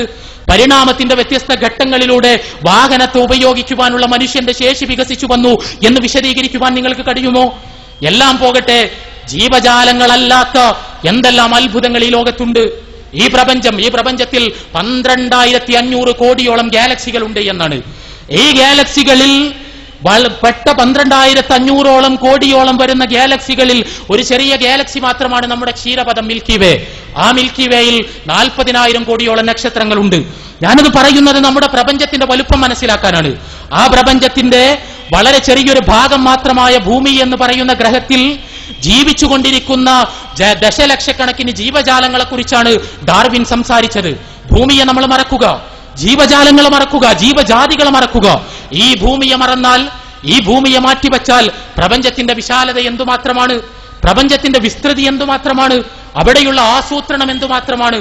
അത് വിശദീകരിക്കുവാൻ, അവിടെ ദൈവത്തിന്റെ ആസൂത്രണം എന്ന ആശയത്തെ നിഷേധിക്കുവാൻ, പ്രപഞ്ച സ്രഷ്ടാവിന്റെ അസ്തിത്വത്തെ നിരാകരിക്കുവാൻ എന്ത് തെളിവാണ് നിങ്ങളുടെ കയ്യിലുള്ളത് എന്ന് ചോദിക്കുവാൻ ആഗ്രഹിക്കുകയാണ് കേരളത്തിലെ മുഴുവൻ യുക്തിവാദി സുഹൃത്തുക്കളോടും. ഇവിടെ നമ്മളെല്ലാവരും മനസ്സിലാക്കേണ്ട വളരെ അടിസ്ഥാനപരമായ ഒരു യാഥാർത്ഥ്യമുണ്ട്. യുക്തിവാദം എന്ന് പറയുന്ന ആദർശ പ്രസ്ഥാനം കേരളത്തിൽ പ്രവർത്തനം ആരംഭിക്കുന്നത് സവിശേഷമായ ഒരു ചരിത്ര സന്ദർഭത്തിലാണ്. അത് ഞാൻ നേരത്തെ പറഞ്ഞതുപോലെ ന്യൂട്ടോണിയൻ ഫിസിക്സ് നൽകിയ ആത്മവിശ്വാസത്തിന്റെ ഫലത്തിൽ നേരത്തെ പറഞ്ഞ തത്വചിന്തകന്മാരുടെ, ദാർശനികന്മാരുടെ കൈവഴികളിലൂടെ കടന്നുവന്ന് യുക്തിവാദം വലിയൊരു വിമോചന പ്രസ്ഥാനമായി യൂറോപ്പിൽ അവതരിപ്പിക്കപ്പെട്ട ഒരു സമയത്ത്, ആ സമയത്ത് ഭൗതികവാദികളുടെ ഗ്രന്ഥങ്ങളിൽ നിന്ന് ഊർജം സ്വീകരിച്ചുകൊണ്ട് കേരളത്തിൽ നടുനിവർത്തി എഴുന്നേറ്റ് നിൽക്കാൻ പരിശ്രമിച്ചതാണ് കേരളത്തിലെ യുക്തിവാദി പ്രസ്ഥാനം. ശ്രീനാരായണ ഗുരുവിന്റെ ശിഷ്യനായിരുന്ന സഹോദരൻ അയ്യപ്പനിൽ നിന്നാണ് കേരളത്തിലെ യുക്തിവാദ പ്രസ്ഥാനത്തിന്റെ വേരുകൾ ആരംഭിക്കുന്നത് എന്ന് ചൂണ്ടിക്കാണിക്കാൻ ശ്രമിച്ച ബുദ്ധിജീവികളും ചരിത്രകാരന്മാരുമെല്ലാം ഉണ്ട്. സഹോദരൻ അയ്യപ്പൻ അദ്ദേഹം ശ്രീനാരായണ ഗുരുവിന്റെ ശിഷ്യനായ ഈഴവ സമുദായാംഗമായ വക്കീലായ സഹോദരൻ അയ്യപ്പൻ അദ്ദേഹം അന്നത്തെ ബ്രിട്ടീഷുകാരുടെ കാലഘട്ടത്തിൽ 20-ാം നൂറ്റാണ്ടിന്റെ പൂർവാർദ്ധത്തിൽ കേരളത്തിലേക്ക് കടന്നു വന്നപ്പോ ഇവിടെയുള്ള ഭീകരമായ ജാതിയുടെ തൊടലിന്റെ തീണ്ടലിന്റെ അയിത്തത്തിന്റെ ഭീകരമായ ചിത്രം അദ്ദേഹത്തിന്റെ മനസ്സിൽ തറച്ചു. അത് മനസ്സിൽ തറച്ച സഹോദരൻ അയ്യപ്പൻ അദ്ദേഹം ഈ ഭീകരമായ ജാതിയുടെ അടിമത്തത്തിന്റെ നുകത്തിൽ നിന്ന് ജനങ്ങളെ രക്ഷപ്പെടുത്താൻ വേണ്ടി ശ്രമിച്ചു. ആ രക്ഷപ്പെടുത്താനുള്ള ശ്രമത്തിന്റെ ഫലമായിട്ടാണ് അദ്ദേഹം മനുഷ്യരെല്ലാവരും സഹോദരങ്ങളാണ് എന്ന് പറഞ്ഞത്.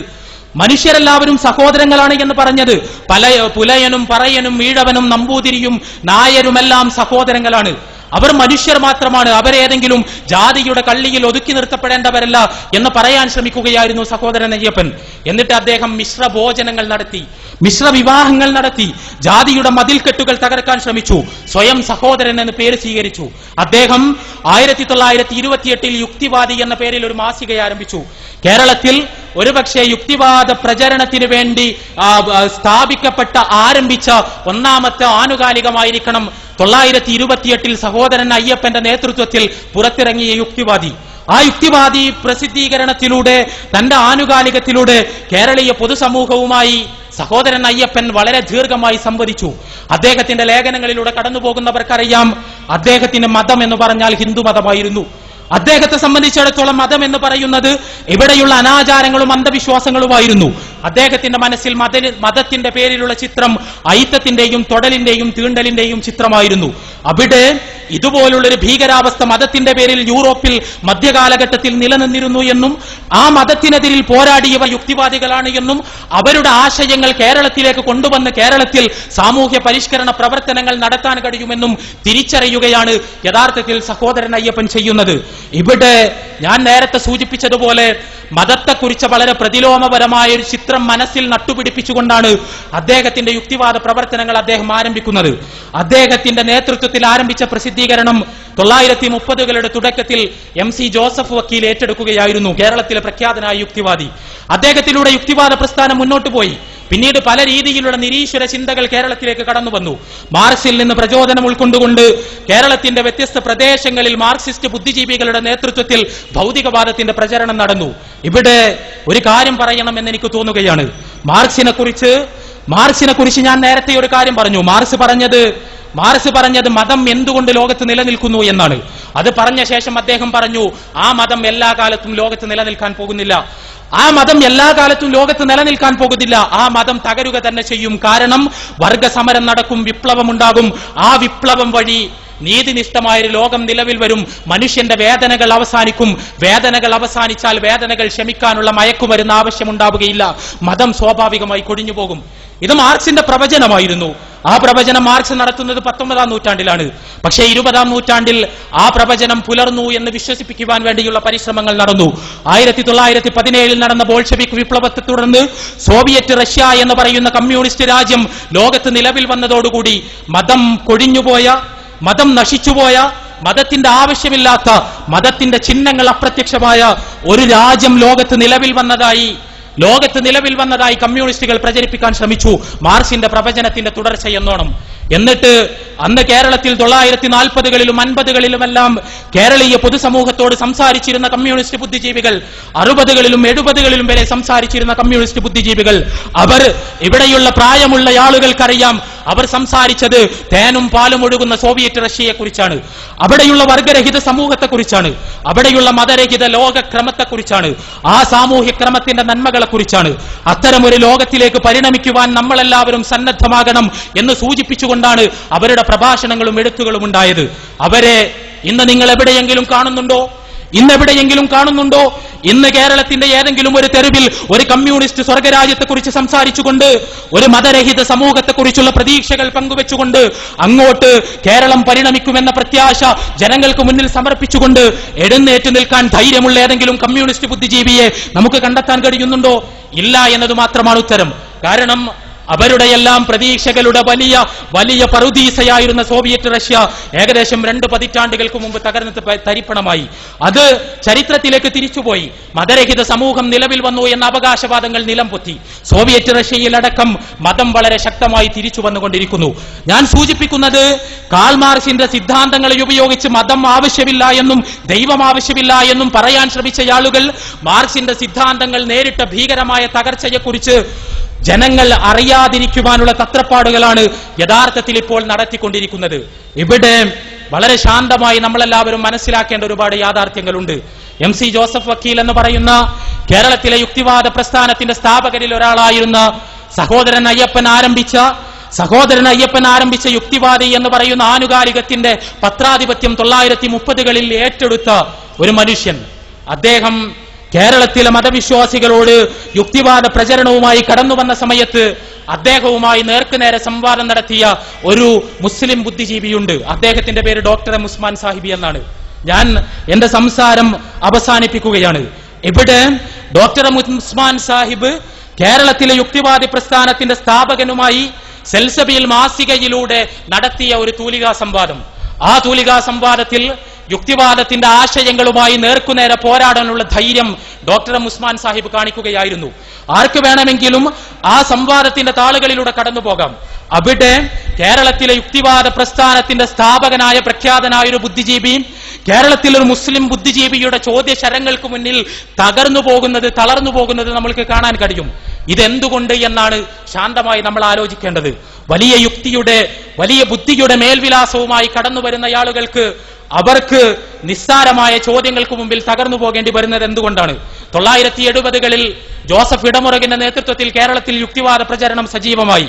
ആ യുക്തിവാദ പ്രചരണം സജീവമായ സമയത്ത് കേരളത്തിലെ മുസ്ലിം പണ്ഡിതന്മാർ അതിനെതിരെ ശക്തമായി രംഗത്ത് വന്നു. യുക്തിവാദത്തിനെതിരെ പ്രഭാഷണങ്ങളും സെമിനാറുകളും നടത്തി.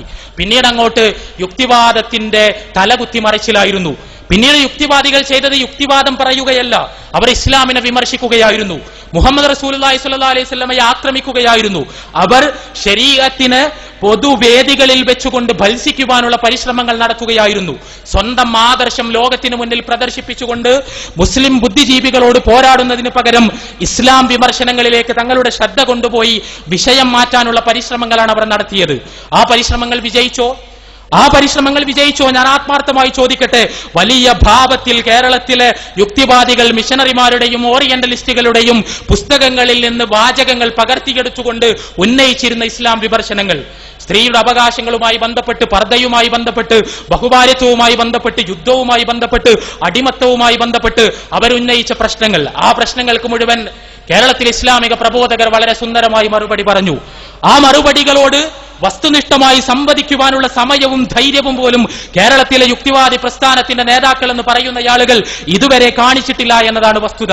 ഇപ്പോൾ എവിടെയാണ് കേരളത്തിലെ യുക്തിവാദി പ്രസ്ഥാനം? എവിടെയാണ് അവർ ജീവിക്കുന്നത്? എന്താണ് അവരുടെ അജണ്ട? എന്താണ് അവരുടെ പദ്ധതി? എന്താണ് അവർക്ക് ലോകത്തിന് മുന്നിൽ അവതരിപ്പിക്കാനുള്ളത്? തുടങ്ങിയ ചോദ്യങ്ങൾക്ക് അവർക്ക് പോലും ഉത്തരമില്ലാതായിരിക്കുന്നു.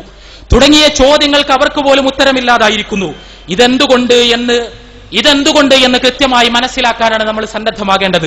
ഞാൻ സൂചിപ്പിച്ചതുപോലെ പ്രപഞ്ചത്തിനൊരു സൃഷ്ടാവുണ്ട് എന്ന വസ്തുതയെ നിഷേധിക്കുവാൻ ആർക്കും കഴിയില്ല. ആ പ്രപഞ്ച സൃഷ്ടാവിന്റെ സവിശേഷമായൊരു സൃഷ്ടിയാണ് മനുഷ്യൻ. ആ പ്രപഞ്ച സൃഷ്ടാവിന്റെ സവിശേഷമായൊരു സൃഷ്ടി എന്ന നിലക്ക് മനുഷ്യൻ അവന്റെ ജീവിതത്തിൽ മുറുകെ പിടിക്കേണ്ട ഒരു ധാർമ്മിക പദ്ധതിയുണ്ട്. ആ ധാർമ്മിക പദ്ധതിക്കാണ് മതം എന്ന് പറയുന്നത്. ആ മതം ചിലപ്പോൾ ഭീകരമായ മർദ്ദനോപാധിയായി മാറും. അതെന്തുകൊണ്ട് എന്ന് ചോദിച്ചാൽ, പുരോഹിതന്മാർ മതം ഏറ്റെടുക്കുമ്പോൾ കേരളത്തിൽ സഹോദരൻ അയ്യപ്പൻ കണ്ട മതം അതായിരുന്നു. യൂറോപ്പിൽ ഗലീലിയോയും ബ്രൂണോയും കണ്ട മതം അതായിരുന്നു. പുരോഹിതന്മാർ ഏറ്റെടുത്ത മതം, പുരോഹിതന്മാർ നിർമ്മിച്ച മതം. അവർ പ്രപഞ്ച സൃഷ്ടാവിൽ നിന്നുള്ള വെളിപാടുകൾ എന്ന് അവകാശപ്പെട്ടുകൊണ്ട് സ്വന്തമായ നിയമങ്ങൾ എഴുതിയുണ്ടാക്കി ജനങ്ങളെ അടിച്ചമർത്തുവാനും ക്രൂരമായി മർദ്ദിക്കുവാനുമുള്ള പരിശ്രമങ്ങൾ നടത്തി. എന്നാൽ യഥാർത്ഥത്തിലുള്ള ധാർമ്മിക പദ്ധതി എന്ന് പറയുന്നത് അതല്ല. യഥാർത്ഥത്തിലുള്ള ധാർമ്മിക പദ്ധതി, മതത്തിന്റെ ധാർമ്മിക പദ്ധതി പുരോഹിതന്മാരാൽ നിർമ്മിക്കപ്പെട്ടതല്ല. അത് പ്രപഞ്ച സൃഷ്ടാവ് നേർക്കുനേരെ അവന്റെ പ്രവാചകന്മാർക്ക് അവതരിപ്പിച്ചു കൊടുത്തതാണ്.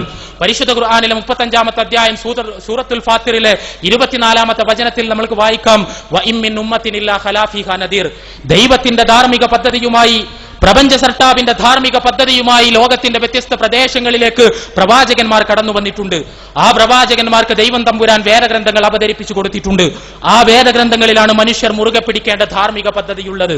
ആ ധാർമ്മിക പദ്ധതി ലോകത്ത് നിലനിൽക്കാൻ വേണ്ടി പടച്ച തമ്പുരാൻ അവതരിപ്പിച്ച അവസാനത്തെ വേദഗ്രന്ഥമാണ് പരിശുദ്ധ ഖുർആൻ. ആ പരിശുദ്ധ ഖുർആൻ പടച്ച തമ്പുരാൻ അവതരിപ്പിച്ചു കൊടുത്തത് റസൂലുള്ളാഹി സ്വല്ലല്ലാഹു അലൈഹി വസല്ലമക്കാണ്, അവസാനത്തെ പ്രവാചകൻ മുഹമ്മദ് നബിക്ക്.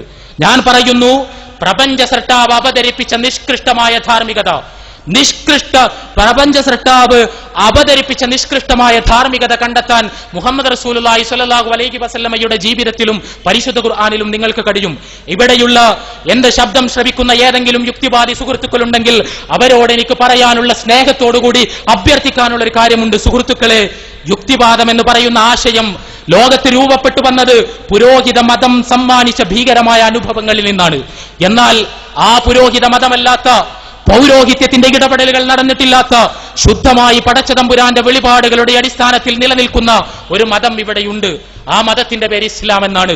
ആ ഇസ്ലാമിന്റെ വേദഗ്രന്ഥം പരിശുദ്ധ ഖുർആനാണ്.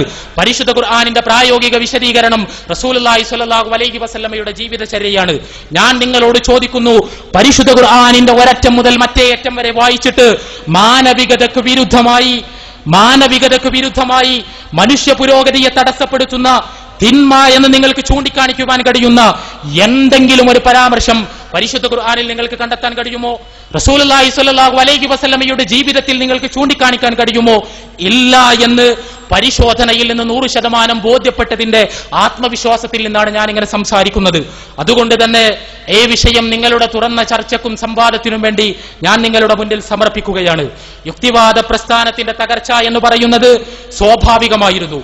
കാരണം മതത്തിന്റെ പുരോഹിത വേഷങ്ങളെ മതമായി തെറ്റിദ്ധരിക്കുകയും ആ മതത്തോടുള്ള പോരാട്ടത്തിൽ നിന്ന് സിദ്ധാന്തങ്ങൾ ഉണ്ടാക്കുകയും ആ സിദ്ധാന്തങ്ങളെ സാമാന്യവൽക്കരിക്കുകയും ചെയ്യുകയാണ് യുക്തിവാദം ചെയ്തത്. അവിടെ അങ്ങനെയല്ലാത്ത മതത്തിന്റെ ശുദ്ധമായ രൂപത്തെ, ദിവ്യപ്രോക്തമായ മതത്തെ കാണാൻ അവർക്ക് കഴിഞ്ഞില്ല. അങ്ങനെ കാണാൻ അവർക്ക് കഴിയാത്തത് കൊണ്ടാണ് ഈ രീതിയിൽ ഉള്ള അപജയത്തിലേക്ക് അവർ കടന്നുപോയത്. അതുകൊണ്ട് ഇവിടെയുള്ള മുഴുവൻ ആളുകളെയും ദൈവിക മതത്തിന്റെ വിശുദ്ധിയിലേക്ക്, പ്രകാശത്തിലേക്ക്, ധാർമ്മികതയിലേക്ക് ക്ഷണിച്ചുകൊണ്ട് നിങ്ങളുടെ തുറന്ന സംവാദത്തിന് വേണ്ടി ഈ വിഷയം നിങ്ങൾക്ക് മുമ്പിൽ അവതരിപ്പിച്ചുകൊണ്ട് എന്റെ വാക്കുകൾ ഞാൻ ഉപസംഹരിക്കുന്നു. വാഹിർ ദഅ്വാനാ അൽഹംദുലില്ലാഹി റബ്ബിൽ ആലമീൻ. അസ്സലാമു അലൈക്കും വറഹ്മത്തുള്ളാഹി വബറകാതുഹു. സംസാരിക്കുന്നതിന് വേണ്ടി ബഹുമാനപ്പെട്ട കേരളം സംസ്ഥാന പ്രസിഡന്റ് ടി.പി. അബ്ദുൽ ഖയ്യൂം മദനിയെ ആദരവോടെ ക്ഷണിക്കുന്നു. അസ്സലാമു അലൈക്കും വറഹ്മത്തുള്ളാഹി.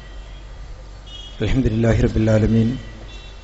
സ്വലാത്തു വസ്സലാമു അലാ അഷ്റഫിൽ മുർസലീൻ വഅലാ ആലിഹി വസഹ്ബിഹി അജ്മഈൻ. ആദരണീയരായ പണ്ഡിതന്മാരെ, സഹോദരന്മാരെ, സഹോദരികൾ,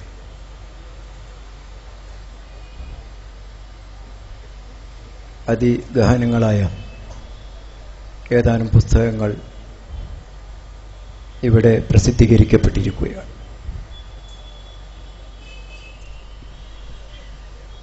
ഇഖ്റ എന്ന സുപ്രധാനമായ ആഹ്വാനത്തിലൂടെ സൃഷ്ടാവിന്റെ വിജ്ഞാനം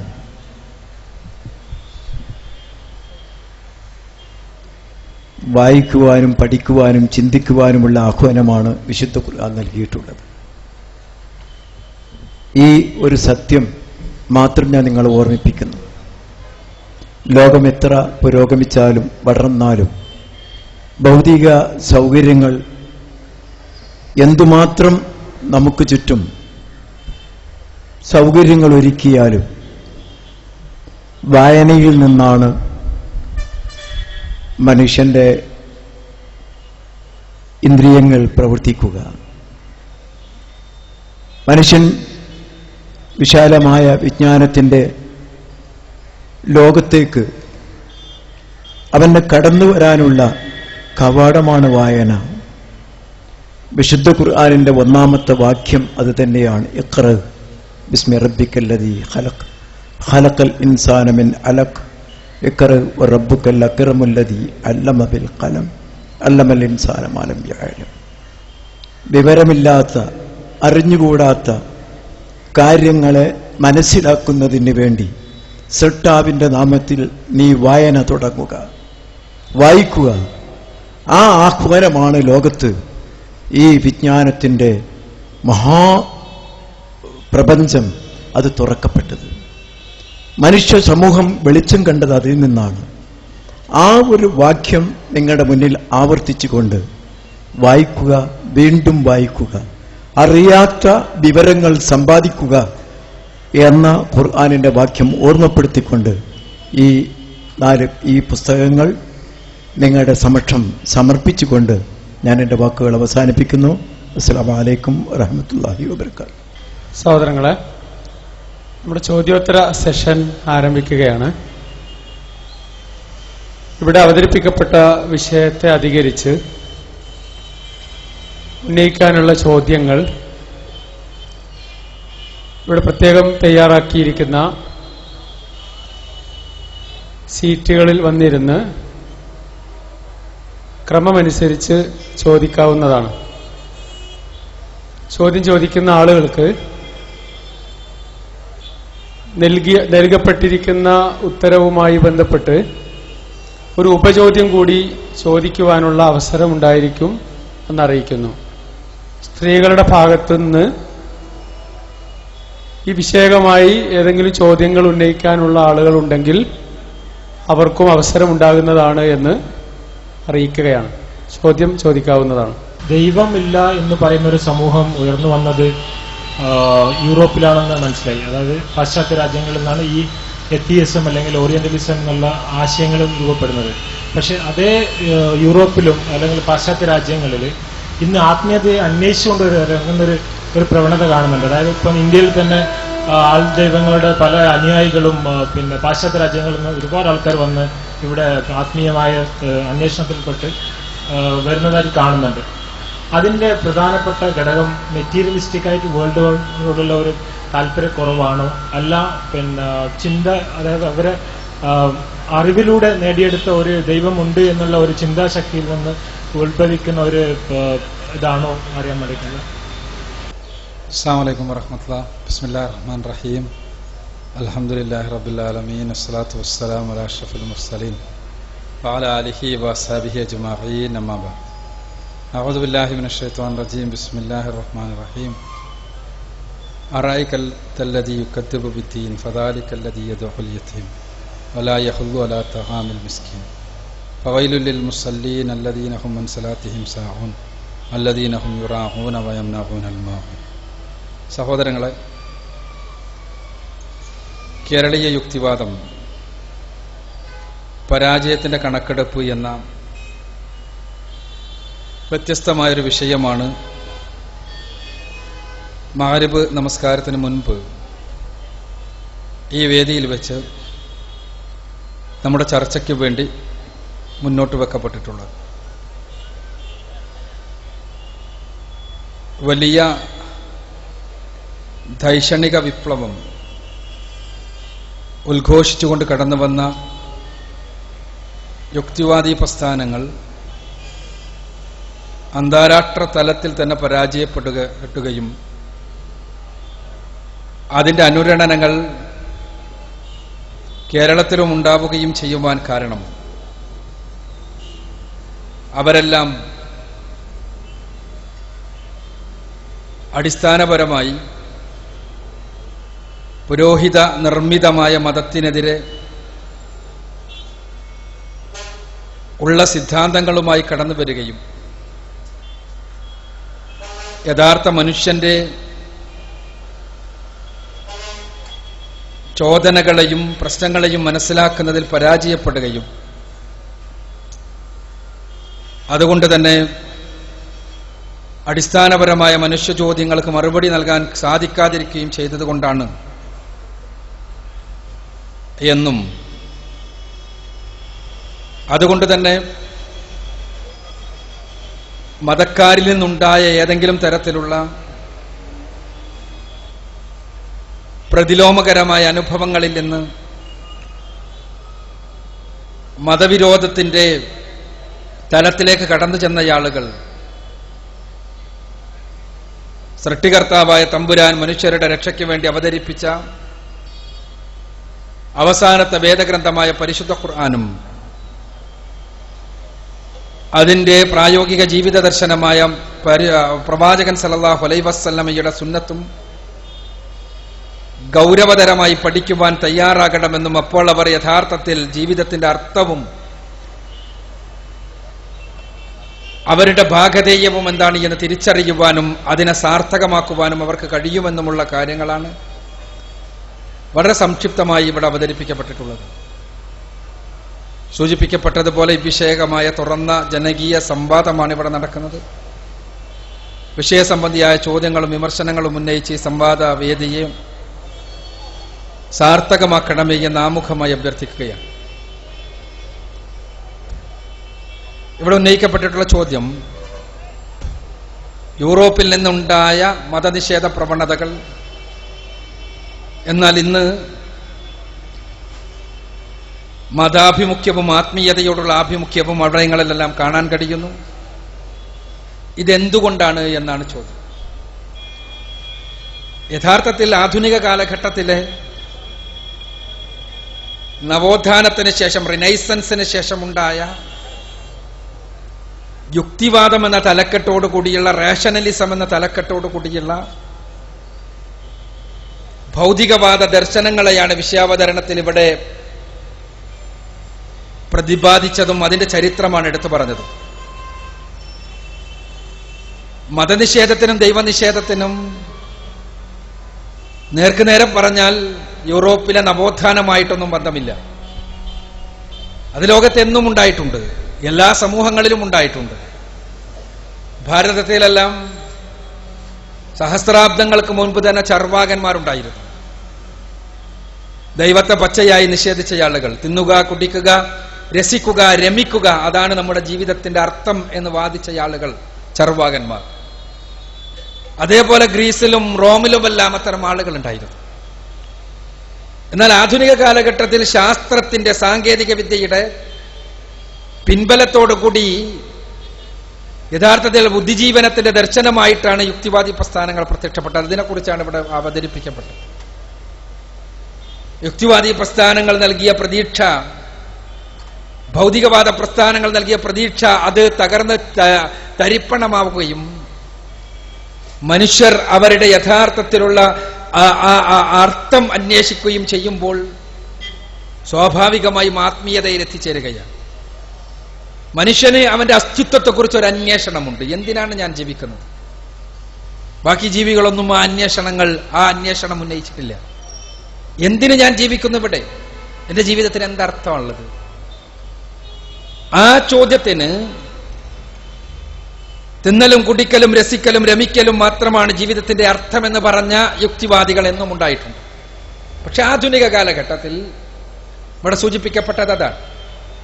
മാർക്സ് ചില വലിയ പ്രതീക്ഷകൾ നൽകിക്കൊണ്ട് ആധുനിക കാലഘട്ടത്തിലെ യുവസമൂഹത്തിന് വലിയ പ്രതീക്ഷകൾ നൽകിക്കൊണ്ട് വൈരുദ്ധ്യാധിഷ്ഠിത ഭൗതികവാദത്തിന്റെ അടിസ്ഥാനത്തിൽ ഉള്ള ലോകവീക്ഷണം അവതരിപ്പിച്ചു. അവിടെ വലിയ പ്രതീക്ഷയായിരുന്നു. അതെന്താണ്? നഷ്ടപ്പെടുവാനില്ലെന്നും ചങ്ങലകളല്ലാതെ, കൈവിലങ്ങുകളല്ലാതെ ലഭിക്കുവാനുള്ളതോ നല്ലൊരു ലോകം, സമസ്ത സുന്ദരമായ ലോകം. അതൊരു വലിയ പ്രതീക്ഷയായിരുന്നു. അത് മനുഷ്യന് എന്റെ അസ്തിത്വത്തിന്റെ അർത്ഥം എന്ത് എന്നുള്ള ചോദ്യത്തിന്, ഞാനിവിടെ പോരാടുന്നത് എന്തിന്, ജീവിക്കുന്നത് എന്ത് എന്ന ചോദ്യത്തിന് എല്ലാവർക്കും ഒരേപോലെയുള്ള, യാതൊരു രൂപത്തിലുമുള്ള വ്യത്യാസങ്ങളില്ലാത്ത ഒരു സുന്ദര ലോകത്തിന്റെ സൃഷ്ടിക്കു വേണ്ടി എന്ന മറുപടി ഉണ്ടായിരുന്നു. ആ മറുപടിയും തകരുകയാണ്. ശാസ്ത്രലോകത്ത് വലിയ പ്രതീക്ഷയുണ്ടായിരുന്നു. ശാസ്ത്രം മനുഷ്യന്റെ എല്ലാ ചോദ്യങ്ങൾക്കും ഉത്തരം നൽകുമെന്ന് ഇവിടെ സൂചിപ്പിക്കപ്പെട്ടു. ആകാശഗോളങ്ങളെക്കുറിച്ചുള്ള പഠനം ഞങ്ങൾക്കൊന്നും അറിയില്ല എന്ന് പറഞ്ഞ് കൈമലർത്തുന്നു. സൂക്ഷ്മ ലോകത്തെക്കുറിച്ചുള്ള പഠനം ഞങ്ങൾക്ക് ഇനിയൊന്നും പറയാനില്ല എന്ന് പറഞ്ഞ് മനുഷ്യന്റെ മുന്നിലേക്ക് നട്ടോട്ടം നോക്കുന്നു. ഇതേപോലെ തന്നെ ജീവശാസ്ത്ര രംഗത്താണെങ്കിലും എവിടെയാണെങ്കിലും പ്രതീക്ഷകൾ അസ്തമിക്കുകയും ശാസ്ത്രത്തിന്റെ സ്വാഭാവികമായ ശാസ്ത്രത്തിന്റെ പ്രായോഗികവൽക്കരണമായ സാങ്കേതിക വിദ്യ മനുഷ്യരെ തന്നെ തകർക്കുന്ന തരത്തിലേക്ക് വളരുകയും ചെയ്യുന്നു. ഇവിടെ ജീവിതത്തിന്റെ അർത്ഥമെന്ത് എന്നുള്ള മനുഷ്യാത്മാവിന്റെ സ്വാഭാവികമായ ചോദ്യത്തിനുള്ള ഉത്തരം നൽകാൻ ഈ ദർശനങ്ങൾക്കൊന്നും കഴിയാതെയാകുമ്പോൾ ഇത് മനുഷ്യന്റെ സ്വാഭാവികമായ ആത്മീയമായ വാഞ്ചയാണ്. ആ വാഞ്ചയെ പരിഹരിക്കാൻ കഴിയാതാകുമ്പോൾ ആത്മീയതയുടെ തുരുത്തുകൾ തേടി മനുഷ്യന്മാർ അലയുന്നു. അവിടെ സമാധാനം നൽകുന്നു എന്ന് പറയുന്ന ആളുകളുടെ മുന്നിൽ സാഷ്ടാംഗം നമിക്കുവാനും ചമ്രം പഠിച്ചിരിക്കുവാനും അവരുടെ മുന്നിൽ നിന്ന് ശ്വാസം ഉള്ളിലേക്ക് വലിക്കുവാനും പുറത്തേക്ക് വിടുവാനും എല്ലാം മനുഷ്യർ സന്നദ്ധമാകുന്നു. എന്തിനാ? ഈ ഒരു സമാധാനത്തിന് വേണ്ടി, ഈ ഒരു ശാന്തിക്ക് വേണ്ടി, ആത്മീയമായ ശാന്തിക്ക് വേണ്ടി. ആ ശാന്തി അവിടെ ലഭിക്കുന്നില്ല എന്ന തിരിച്ചറിവ് കാലങ്ങൾക്ക് ശേഷം അവർക്കുണ്ടാകുന്നു. അതാണ് നമ്മൾ പലപ്പോഴും പുസ്തകങ്ങളിലൂടെ പുറത്തുവിടപ്പെടുന്ന ആൾ ദൈവങ്ങളുടെ ചിത്രങ്ങൾക്കുള്ളിൽ നമ്മൾ കാണുന്നത്. ഇവിടെ യഥാർത്ഥത്തിലുള്ള ആത്മീയത, മനുഷ്യരുടെ വിമോചനത്തിനുതകുന്ന ആത്മീയത, മനുഷ്യരെ യഥാസമാധാനത്തിലേക്ക് നയിക്കുന്ന ആത്മീയത, ദൈവികമായ മാർഗനിർദ്ദേശങ്ങൾ അനുധാവനം ചെയ്തുകൊണ്ടുള്ള ജീവിതമാണ് എന്നുള്ള തിരിച്ചറിവ്, ആ തിരിച്ചറിവ് ലഭിക്കാത്തിടത്തോളം കാലം ഈ ആത്മീയ ശൂന്യത മനുഷ്യൻ അനുഭവിച്ചുകൊണ്ടിരിക്കുകയും ഒരു സ്ഥലത്ത് നിന്ന് മറ്റൊരു സ്ഥലത്തേക്കുള്ള മനുഷ്യന്റെ പ്രയാണം തുടരുകയും ചെയ്യുമെന്നുള്ളത് യാഥാർത്ഥ്യം. ആൾ ദൈവങ്ങളാണെങ്കിലും മറ്റ് ആത്മീയ കേന്ദ്രങ്ങളാണെങ്കിലുമുള്ള സ്ഥിതി വിശേഷം അതാണ്. ഒരു സമാധാനം, ആ സമാധാനത്തിന് തേടിക്കൊണ്ടൊരു സ്ഥലത്തെത്തും. ഒരല്പകാലം കഴിയുമ്പോൾ അവിടെ നിന്ന് സംതൃപ്തി ലഭിക്കാതാകും, അടുത്ത തുരുത്തിലേക്ക് അവൻ സഞ്ചരിക്കും. ഇന്ന് മുതലാളിത്ത കാലഘട്ടത്തിൽ ഇൻസ്റ്റന്റ് ആത്മീയത നൽകുവാൻ സന്നദ്ധമായി പലരും രംഗത്ത് വരുന്നു. ടാബ്ലറ്റ് രൂപത്തിലുള്ള ആത്മീയത, ഒരു കെട്ടിപ്പിടുത്തത്തിലൂടെ എല്ലാ പ്രശ്നങ്ങൾക്കുമുള്ള പരിഹാരം, ഒരു ശ്വസനക്രിയയിലൂടെ എല്ലാ അസമാധാനങ്ങളും പോയി എല്ലാ തരത്തിലുമുള്ള സംതൃപ്തി മനസ്സിൽ നിറയും. ഇങ്ങനെയുള്ള ഇൻസ്റ്റന്റ് ആത്മീയതകൾ, അവക്ക് പിന്നിൽ ആളുകൾ മുതലാളിത്ത ലോകത്തോടിക്കൂടും.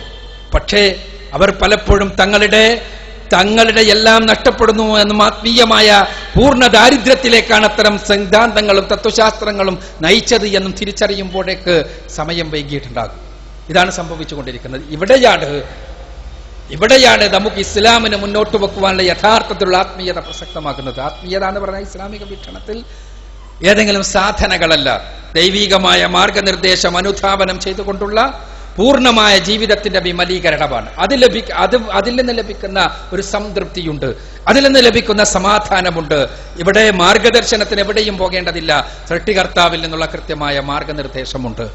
ആ മാർഗനിർദ്ദേശം അനുസരിച്ച് മനുഷ്യൻ ജീവിക്കുക എന്നുള്ള ആത്മീയത, ഇതാണ് യഥാർത്ഥത്തിൽ മനുഷ്യരുടെ മുന്നിൽ നമുക്ക് സമർപ്പിക്കുവാനുള്ളത്. അത് മാത്രമാണ് ആത്മീയ ഭൗതിക വാദദർശനങ്ങൾ സൃഷ്ടിച്ച, അവയുടെ പരാജയം സൃഷ്ടിച്ച ശൂന്യതക്ക് മനുഷ്യർക്ക് മറുപടി നൽകുക എന്നുള്ളതാണ് യാഥാർത്ഥ്യം. KV അബ്ദുൽ ലത്തീഫ് എന്റെ പേര്. ഞാൻ പേരാമ്പ്ര നടന്ന സംവാദത്തിലും ഇതേ വിഷയം അവതരിപ്പിച്ചുകൊണ്ട് ചോദ്യം ചോദിച്ചാണ്. അപ്പം MM അക്ബർ എന്ന് പറയുന്ന ആൾ നടത്തുന്ന എല്ലാ സംവാദവും മാർക്സിസ്റ്റ് പ്രത്യയശാസ്ത്രത്തിനെതിരെ ഒരു മാർക്സിന്റെ വൈരുദ്ധ്യാത്മക ഭൗതികവാദം എന്ന് പറയുന്ന ഒരു കാഴ്ചപ്പാട് എടുത്തുകൊണ്ട് മാത്രം അതിനെ ചോദ്യം ചെയ്യപ്പെടാം. ഇവിടെ നടക്കേണ്ട വിഷയം എന്താണെന്ന് വെച്ചാൽ, ഞാൻ കേരളത്തിലെ ഇപ്പോഴത്തെ യുക്തിവാദത്തിനെ കാണുന്നത് ഹെഗലിന്റെ യാന്ത്രിക ഭൗതികവാദ കാഴ്ചപ്പാടിനോട് ഇതായിട്ടാണ്. പക്ഷെ ശാസ്ത്രീയ തൊഴിലാളി വർഗം വർഗരഹിത സമൂഹത്തിന് വേണ്ടി പൊരുതുകയും സ്വത്ത് സാമൂഹ്യവൽക്കരിക്കുകയും ചെയ്തതിനു ശേഷമുള്ള തൊഴിലാളി വർഗരഹിത സമൂഹത്തിലേക്ക് എത്തുമ്പോൾ ഈ മതവും ദൈവവും ഒക്കെ ഇല്ലാണ്ടാവും എന്നുള്ളത് ഒരു യാഥാർത്ഥ്യമാണ്. ഈ യാഥാർത്ഥ്യത്തെ കാണുന്നില്ല. എടുക്ക് മുതലാളിത്തത്തെ കുറ്റം പറയുമ്പോൾ MM അക്ബർ മനസ്സിലാക്കേണ്ട ഒരു കാര്യം എന്തുണ്ട്, ഇതിന് ബദൽ വെക്കാൻ മാർക്സിസം അല്ലാതെ ഇസ്ലാമിന് എങ്ങനെ ഇതിന് ബദൽ വെക്കാനാവുന്നുള്ളതാണ്. പിന്നെ യൂറോപ്പ് നല്ല ഈ ചാർവാക മഹർഷി ഇന്ത്യയിൽ ചാർവാക മതം എന്ന് പറയുന്ന ഒരു മതം തന്നെ സ്ഥാപിച്ച ആളാണ്. അത് MM അക്ബർ അംഗീകരിച്ചേ മതിയാവും. അപ്പോ എന്താണ്, ശാസ്ത്രീയമായ ചിന്താഗതിക്ക് സാമ്രാജ്യത്വം പണം തന്നുകൊണ്ട് എല്ലാ ശാസ്ത്രീയ ബോധങ്ങളെയും തകർക്കുക എന്നുള്ള ലക്ഷ്യത്തോടു കൂടി നടത്തുന്ന പരിപാടിയാണ് MM അക്ബറിന്റെ. ഇത് മാർക്സിസ്റ്റ് പ്രത്യയശാസ്ത്രത്തിനെതിരായിട്ട് സാമ്രാജ്യത്വം ചെയ്യുന്ന, ഇന്ന് ഈ രാജ്യത്ത് നടക്കുന്ന യാതൊരു പ്രശ്നങ്ങൾക്കും സ്കൂളുകൾ അടിച്ചുപൂട്ടുന്നത്, അല്ലെങ്കിൽ ആൾക്കാർ പട്ടിണി കിടക്കുന്നത്, മുതലാളിത്തം അതിഭയങ്കരമായ ചൂഷണം നടത്തിക്കൊണ്ടിരിക്കുക, സാമ്രാജ്യത്വ ചൂഷണം ഇന്ത്യ രാജ്യത്ത് വന്നുകൊണ്ടിരിക്കുക ഗ്ലോബലൈസേഷന്റെ ഭാഗമായിട്ട്. ഈ സാമ്രാജ്യത്വ ചൂഷണത്തിനെതിരെ ഇസ്ലാമികമായിട്ട് എന്ത് ബദൽ വെക്കാൻ കഴിയും? ബഹുമാനനായ സഹോദരൻ അബ്ദുൽ ലത്തീഫ് സാഹിബ്, അദ്ദേഹം ഇവിടെ നടക്കുന്നത് പോലുള്ള പരിപാടികൾ അത് സാമ്രാജ്യത്വത്തിന്റെ ഫണ്ടിങ്ങോടുകൂടി നടക്കുന്നതാണ്. കൃത്യമായി ലോകത്തെല്ലായിടത്തുമുള്ള കമ്മ്യൂണിസ്റ്റ് രൂപങ്ങളെ, കമ്മ്യൂണിസ്റ്റ് സമരങ്ങളെ അടിച്ചമർത്തുന്നതിനു വേണ്ടി, നശിപ്പിക്കുന്നതിനു വേണ്ടി സാമ്രാജ്യത്വം പണം തന്ന് ചെയ്യിക്കുന്നതാണ് ഈ രീതിയിലുള്ള പരിപാടികൾ എന്നാണ് അദ്ദേഹം ആരോപിച്ചിരിക്കുന്നത്. ഇത് ജീവിതത്തിൽ പല ടൈപ്പ് ആരോപണങ്ങൾ പല രീതിയിൽ ഇത്തരം പ്രവർത്തനങ്ങളുമായി കടന്നു ചെല്ലുമ്പോൾ കേൾക്കേണ്ടി വരാറുണ്ട്. ഏതായാലും ആദ്യമായിട്ടാണ് പുതിയൊരു പണസ്രോതസ്സിനെ കുറിച്ചുള്ള വിവരം ലഭിക്കുന്നത്. സാമ്രാജ്യത്വത്തിൽ നിന്ന് പണം ലഭിക്കുന്നു എന്നുള്ള ആരോപണം. ഇവിടെ തീർച്ചയായും ബഹുമാനായ സഹോദരനെ സംബന്ധിച്ചിടത്തോളം അദ്ദേഹം നിലനിൽക്കുന്ന ഒരു ലോകവീക്ഷണത്തിന്റെ അടിസ്ഥാനത്തിൽ നിന്ന് നോക്കുമ്പോൾ സ്വാഭാവികമായും അദ്ദേഹത്തിന് എന്നല്ല ആർക്കും തോന്നാവുന്ന ചില നിരീക്ഷണങ്ങളാണ് യഥാർത്ഥത്തിൽ അദ്ദേഹം പങ്കുവച്ചിട്ടുള്ളത്. അതിലെ ആത്മാർത്ഥതയെ പരിഗണിച്ചുകൊണ്ടും അംഗീകരിച്ചുകൊണ്ടും തന്നെയാണ് അദ്ദേഹം ഉന്നയിച്ച പ്രശ്നങ്ങളോട് പ്രതികരിക്കാൻ ഞാൻ പരിശ്രമിക്കുന്നത്. ഒന്നാമതായി അദ്ദേഹം പറഞ്ഞത്, ഇവിടെ യുക്തിവാദം എന്ന് പറയുമ്പോൾ അത് മാർക്സിസം അല്ല, മറിച്ച് ഹെഗലിന്റെ യാന്ത്രിക വീക്ഷണത്തിന്റെ അടിസ്ഥാനത്തിൽ രൂപപ്പെട്ടു വന്നൊരു പ്രസ്ഥാനമാണ്. മാർക്സിസം എന്ന് പറയുമ്പോൾ അത് തൊഴിലാളി വർഗ സമഗ്രാധിപത്യം നിലവിൽ വരുത്താൻ വേണ്ടിയുള്ള വർഗ സമരങ്ങളെ കർമ്മപരിപാടിയായി സ്വീകരിക്കുന്ന ഒരു പ്രത്യയശാസ്ത്രമാണ്. ഇതിനെ രണ്ടിനെയും വ്യവച്ഛേദിച്ച് മനസ്സിലാക്കാൻ സന്നദ്ധമാകണം എന്നാണ് അദ്ദേഹത്തിന്റെ അഭ്യർത്ഥന. ഇവിടെ ഞാൻ എന്റെ സംസാരത്തിൽ സൂചിപ്പിച്ചിരുന്നു, യുക്തിവാദം എന്ന് പറയുന്നത് മാർക്സിസമാണ് എന്ന ധാരണ എനിക്കില്ല. ഇവിടെ ആർക്കും അങ്ങനെയൊരു ധാരണയില്ല. എന്താണെന്ന് ചോദിച്ചാൽ, ഞാൻ സംസാരിച്ച സമയത്ത് ഞാൻ സൂചിപ്പിച്ചു, അന്ന് ലോകത്ത് നിലനിന്ന യുക്തിവാദികളോടാണ് മാർക്സ് തിരിച്ചു പറഞ്ഞത്, ഇങ്ങനെയല്ല നിരീശ്വരവാദം പ്രചരിപ്പിക്കേണ്ടത്, ഇതല്ല നിങ്ങൾ സ്വീകരിക്കേണ്ട കർമ്മ പദ്ധതി. മാർക്സ് അവരോട് വിയോജിക്കുകയായിരുന്നു. അങ്ങനെ തന്നെയാണ് ഞാനത് പറഞ്ഞതും. കാൾ മാർക്സ് യഥാർത്ഥത്തിൽ അന്ന് ലോകത്ത് നിലവിലുണ്ടായിരുന്ന യുക്തിവാദികളോട് വിയോജിക്കുകയായിരുന്നു.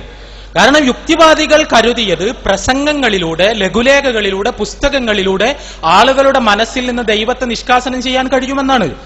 മാർക്സ് പറഞ്ഞത് എന്തുകൊണ്ട് ആളുകളുടെ മനസ്സിൽ ദൈവം നിലനിൽക്കുന്നു, എന്തുകൊണ്ട് ജനങ്ങളുടെ മനസ്സിൽ ദൈവം നിലനിൽക്കുന്നു, ഈ ചോദ്യത്തിന് ഉത്തരം കണ്ടെത്താൻ നിങ്ങൾ ശ്രമിക്കണം. എന്നിട്ട് അദ്ദേഹം പറഞ്ഞു, ജനങ്ങൾക്ക് പട്ടിണിയുണ്ട്, ജനങ്ങൾക്ക് അനീതി അനുഭവിക്കേണ്ടി വരുന്നു, അവർ ചൂഷണങ്ങൾക്ക് വിധേയരാകുന്നു, എല്ലാം ചെയ്യുന്നു. അവിടെ ചൂഷണവും പട്ടിണിയും അനീതിയും പരിവട്ടവും എല്ലാം ഉണ്ടാകുമ്പോൾ ഒരാശ്വാസം ലഭിക്കുന്നതിന് വേണ്ടി ജനങ്ങൾ സ്വയം നിർമ്മിച്ചിട്ടുള്ള ഒരു പ്രതിഷ്ഠയാണ് ദൈവം. മനുഷ്യനെ ദൈവം സൃഷ്ടിച്ചതല്ല, മറിച്ച് ദൈവത്തെ മനുഷ്യൻ സൃഷ്ടിച്ചതാണ് എന്ന് ഫോയർബാക്കിനെ ഉദ്ധരിച്ചുകൊണ്ട് മാർക്സ് പറയാനുള്ള കാരണം അതാണ്. അവിടെ മാർക്സ് വിശദീകരിക്കാൻ ശ്രമിച്ചത് തന്റെ മനസ്പ്രയാസങ്ങൾക്കുള്ള പരിഹാരമായി, ആശ്വാസം ലഭിക്കാനുള്ള ഒരു അത്താണിയായി മനുഷ്യൻ സ്വയം സങ്കല്പിച്ചെടുത്തൊരാശയമാണ് ദൈവം. ആ ദൈവത്തെ മനുഷ്യരുടെ മനസ്സിൽ നിന്ന് നിഷ്കാസനം ചെയ്യണമെങ്കിൽ ആദ്യം സാമൂഹ്യമായ അസമത്വം ഇല്ലാതാക്കണം, അനീതികൾ ഇല്ലാതാക്കണം, ചൂഷണങ്ങൾ ഇല്ലാതാക്കണം. ആ ചൂഷണങ്ങൾ ഇല്ലാതാക്കിയാൽ മാത്രമേ ജനങ്ങളുടെ മനസ്സിൽ നിന്ന് ദൈവത്തെ നിഷ്കാസനം ചെയ്യാൻ കഴിയൂ എന്ന് തന്നെയാണ് മാർക്സ് പറഞ്ഞത്. ഇവിടെ ബഹുമാനനായ സഹോദരൻ സൂചിപ്പിച്ചതുപോലെ കേവല യുക്തിവാദികളെ സംബന്ധിച്ചിടത്തോളം കുറെ അത്ഭുത നിവാരണ പരിപാടികളും ഈ രീതിയിലുള്ള മതത്തിനെതിരായ സംസാരങ്ങളും എല്ലാമാണ് അവരുടെ അജണ്ട. എന്നാൽ മാർക്സിസ്റ്റുകളെ സംബന്ധിച്ചിടത്തോളമോ, അവരെ സംബന്ധിച്ചിടത്തോളം വർഗസമരത്തിലൂടെ ലോകത്ത് നീതിനിഷ്ഠമായ ഒരു സമൂഹത്തെ സൃഷ്ടിക്കാൻ ശ്രമിക്കുകയാണ് തങ്ങളുടെ ലക്ഷ്യം. അങ്ങനെ ഒരു സമൂഹം സൃഷ്ടിക്കപ്പെട്ടാൽ സ്വാഭാവികമായി അതിൽ നിന്ന് ദൈവവും മതവും കൊഴിഞ്ഞു പോകും എന്ന് അവർ സൂചിപ്പിക്കുന്നു. ശരി, അങ്ങനെ കൊഴിഞ്ഞു പോകുമോ? അങ്ങനെ കൊഴിഞ്ഞു പോകുമോ? അതാണല്ലോ വിഷയം. മാർക്സ് പറഞ്ഞതുപോലെ മനുഷ്യൻ ദൈവത്തെ സൃഷ്ടിച്ചതാണോ? ഒരു നീതിനിഷ്ഠമായ ലോകത്തിനു വേണ്ടിയുള്ള കിനാബുകൾ, ആ കിനാബുകൾ സഫലമാകട്ടെ എന്ന് നമുക്ക് പ്രാർത്ഥിക്കാം. പക്ഷേ ആ കിനാവുകൾ ഇന്നത്തേക്കാൾ ശക്തമായി നിലനിന്ന ഒരു കാലം കഴിഞ്ഞു പോയിട്ടുണ്ടല്ലോ. 1940കളിൽ കണ്ണൂരിൽ കമ്മ്യൂണിസ്റ്റ് പ്രവർത്തനം ആരംഭിക്കുന്ന സമയത്ത് അവിടുത്തെ സാധാരണക്കാരുടെ നാവുകളിൽ തത്തിക്കളിച്ചൊരു ഗാനമുണ്ട്. സോവിയറ്റ് എന്നൊരു നാടുണ്ട്, എനിക്കും ഒരു നാൾ അവിടെ പോകണം എന്നർത്ഥം വരുന്ന ഗാനം. ആ ഗാനം കേരളത്തിലെ കമ്മ്യൂണിസ്റ്റ് ചെറുപ്പക്കാരുടെ മുഴുവൻ മനസ്സുകളിൽ തത്തിക്കളിച്ചൊരു കാലമുണ്ടായിരുന്നു. അവരുടെ നാവുകളെ സജീവമാക്കിയൊരു കാലമുണ്ടായിരുന്നു. അന്ന് കേരളത്തിലെ വിപ്ലവം സിരകളിലേറ്റിയ ധീരരായ യുവാക്കൾ വിചാരിച്ചത് സമത്വ സുന്ദരമായൊരു ലോകം സോവിയറ്റ് യൂണിയനിൽ നിലവിൽ വന്നിരിക്കുന്നു. അത്തരത്തിലുള്ള രാജ്യങ്ങൾ ലോകത്തെല്ലായിടത്തും പടക്കപ്പെടാൻ പോകുന്നു. അല്ലേ? മാർക്സിന്റെ പ്രവചനം അങ്ങനെയാണ്. ചരിത്രത്തിന് 5 ഘട്ടങ്ങളുണ്ട്. ഞാൻ വിശദീകരിക്കേണ്ടതില്ലല്ലോ. പ്രാകൃത കമ്മ്യൂണിസം, അടിമത്തം, ഫ്യൂഡലിസം, മുതലാളിത്തം, സോഷ്യലിസം.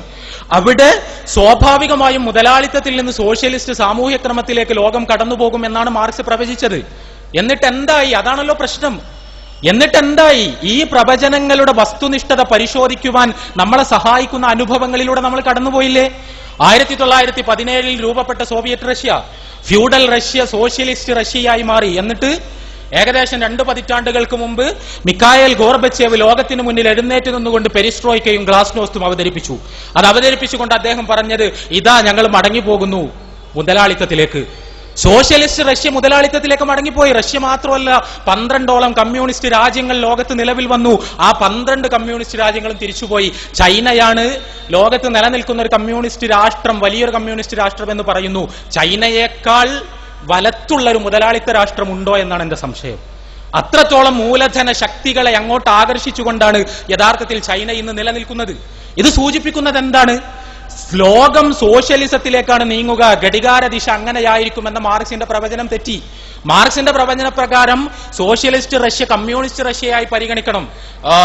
ബഹുമാനനായ ജ്യേഷ്ഠ സഹോദരൻ പറഞ്ഞത് അവിടെ മതവും എല്ലാം കൊഴിഞ്ഞു പോകുന്നതാണ്. മാർക്സിന്റെ പ്രവചന പ്രകാരം ഭരണകൂടം തന്നെ കൊഴിഞ്ഞു പോകും. സോവിയറ്റ് റഷ്യയിൽ കുറെ കൂടി കഴിഞ്ഞാൽ ഭരണകൂടം തന്നെ കൊഴിഞ്ഞുപോയി സ്വർഗത്തെ പോലുള്ളൊരു അവസ്ഥ ഉണ്ടാകണം മാർക്സിന്റെ സിദ്ധാന്തം ശരിയാണെങ്കിൽ. പക്ഷെ എന്താണ് സംഭവിച്ചത്? മുതലാളിത്ത Russia, Soviet Russia, socialist Russia മുതലാളിത്ത റഷ്യയായി തിരിച്ചുപോയി. ആ തിരിച്ചുപോയിട്ട് അന്ന് ഗോർബച്ചേവ് അദ്ദേഹത്തിന്റെ പ്രസംഗങ്ങൾ മുഴുവൻ കുമ്പസാരമായിരുന്നു. ഇരുമ്പ് മറക്കകത്ത് സ്വർഗമാണെന്ന് നിങ്ങൾ വിചാരിച്ചു, പക്ഷേ ഇവിടെ മുഴുവൻ പ്രശ്നങ്ങളായിരുന്നു എന്ന് തുറന്ന് കുമ്പസരിച്ചുകൊണ്ടാണ് അദ്ദേഹത്തിന്റെ വർത്തമാനങ്ങൾ ഉണ്ടാകുന്നത്. ഇവിടെ എന്താണ് പ്രശ്നം?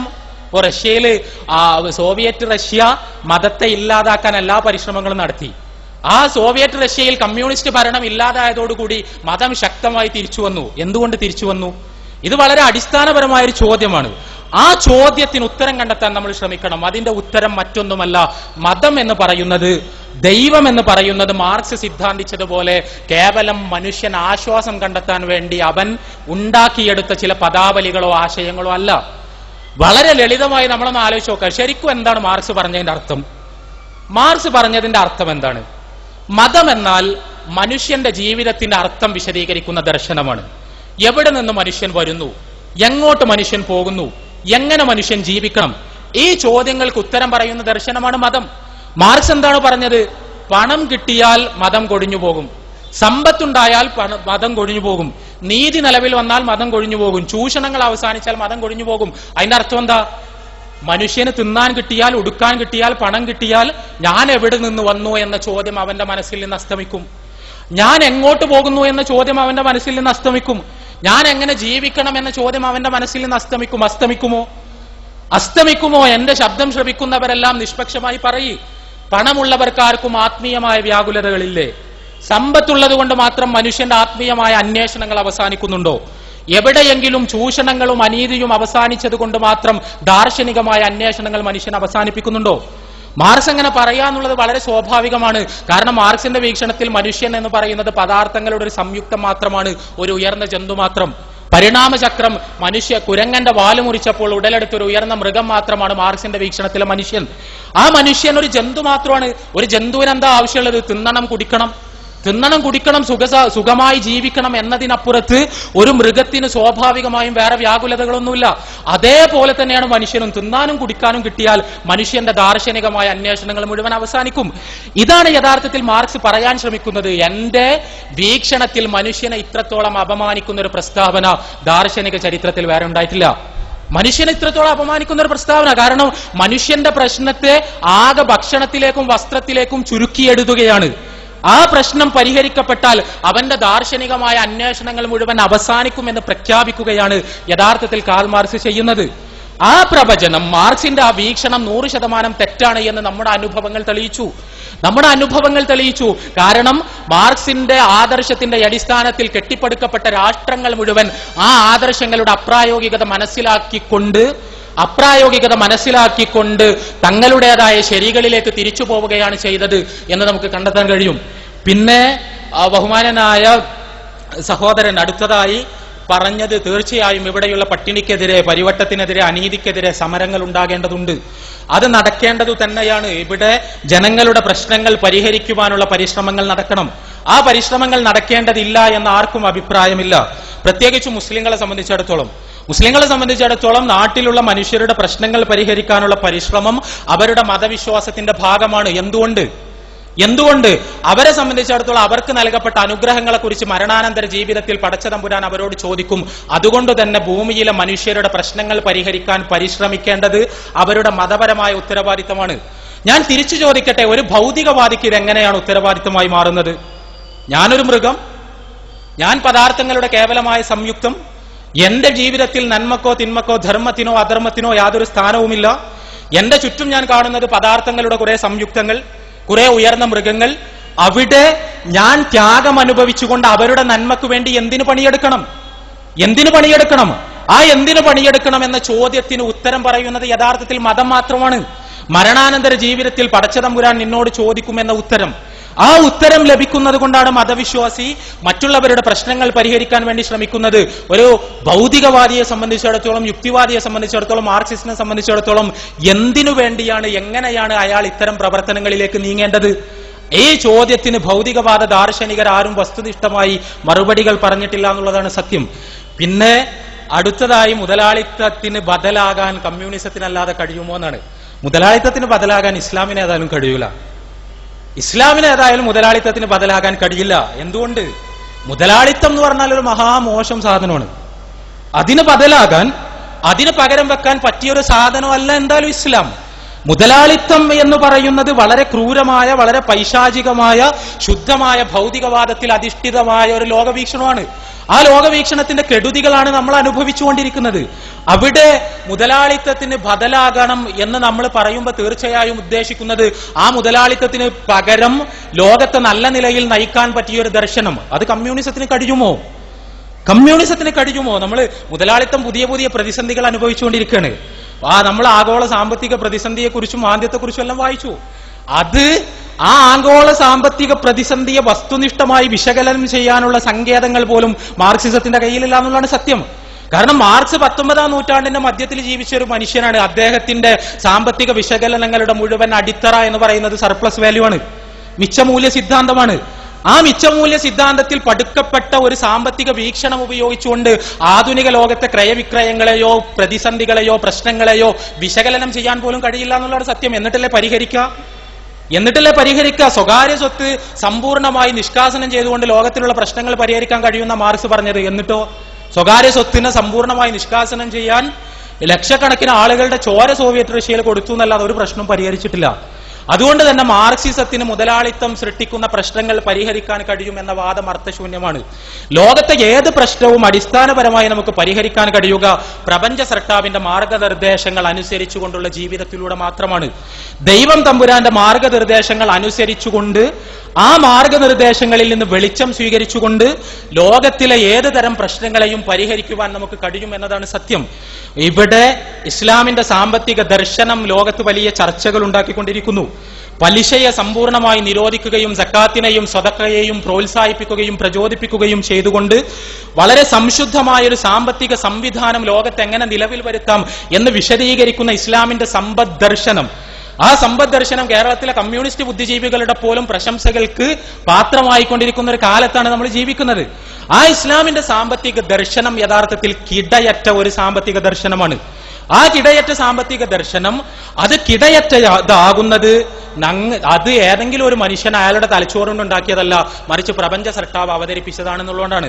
മാർക്സ് അവതരിപ്പിച്ച സാമ്പത്തിക ദർശനം പരാജയപ്പെടുന്നത് അത് മാർക്സ് ഉണ്ടാക്കിയതുകൊണ്ടോ മാർക്സിന്റെ എന്തെങ്കിലും കുറവുള്ളതുകൊണ്ടോ അല്ല, മാർക്സ് ഒരു മനുഷ്യനായതുകൊണ്ടാണ്. സ്വാഭാവികമായും ഒരു മനുഷ്യന്റെ പരിധികളെല്ലാം അദ്ദേഹത്തിനുണ്ടാകും. എന്നാൽ ഇസ്ലാമിന്റെ സാമ്പത്തിക വീക്ഷണം ഏതെങ്കിലും ഒരു മനുഷ്യൻ വികസിപ്പിച്ചതല്ല, പ്രപഞ്ച സൃഷ്ടാവ് അവതരിപ്പിച്ചതാണ്. അതുകൊണ്ട് തന്നെ അത് കിടയറ്റതാണ്.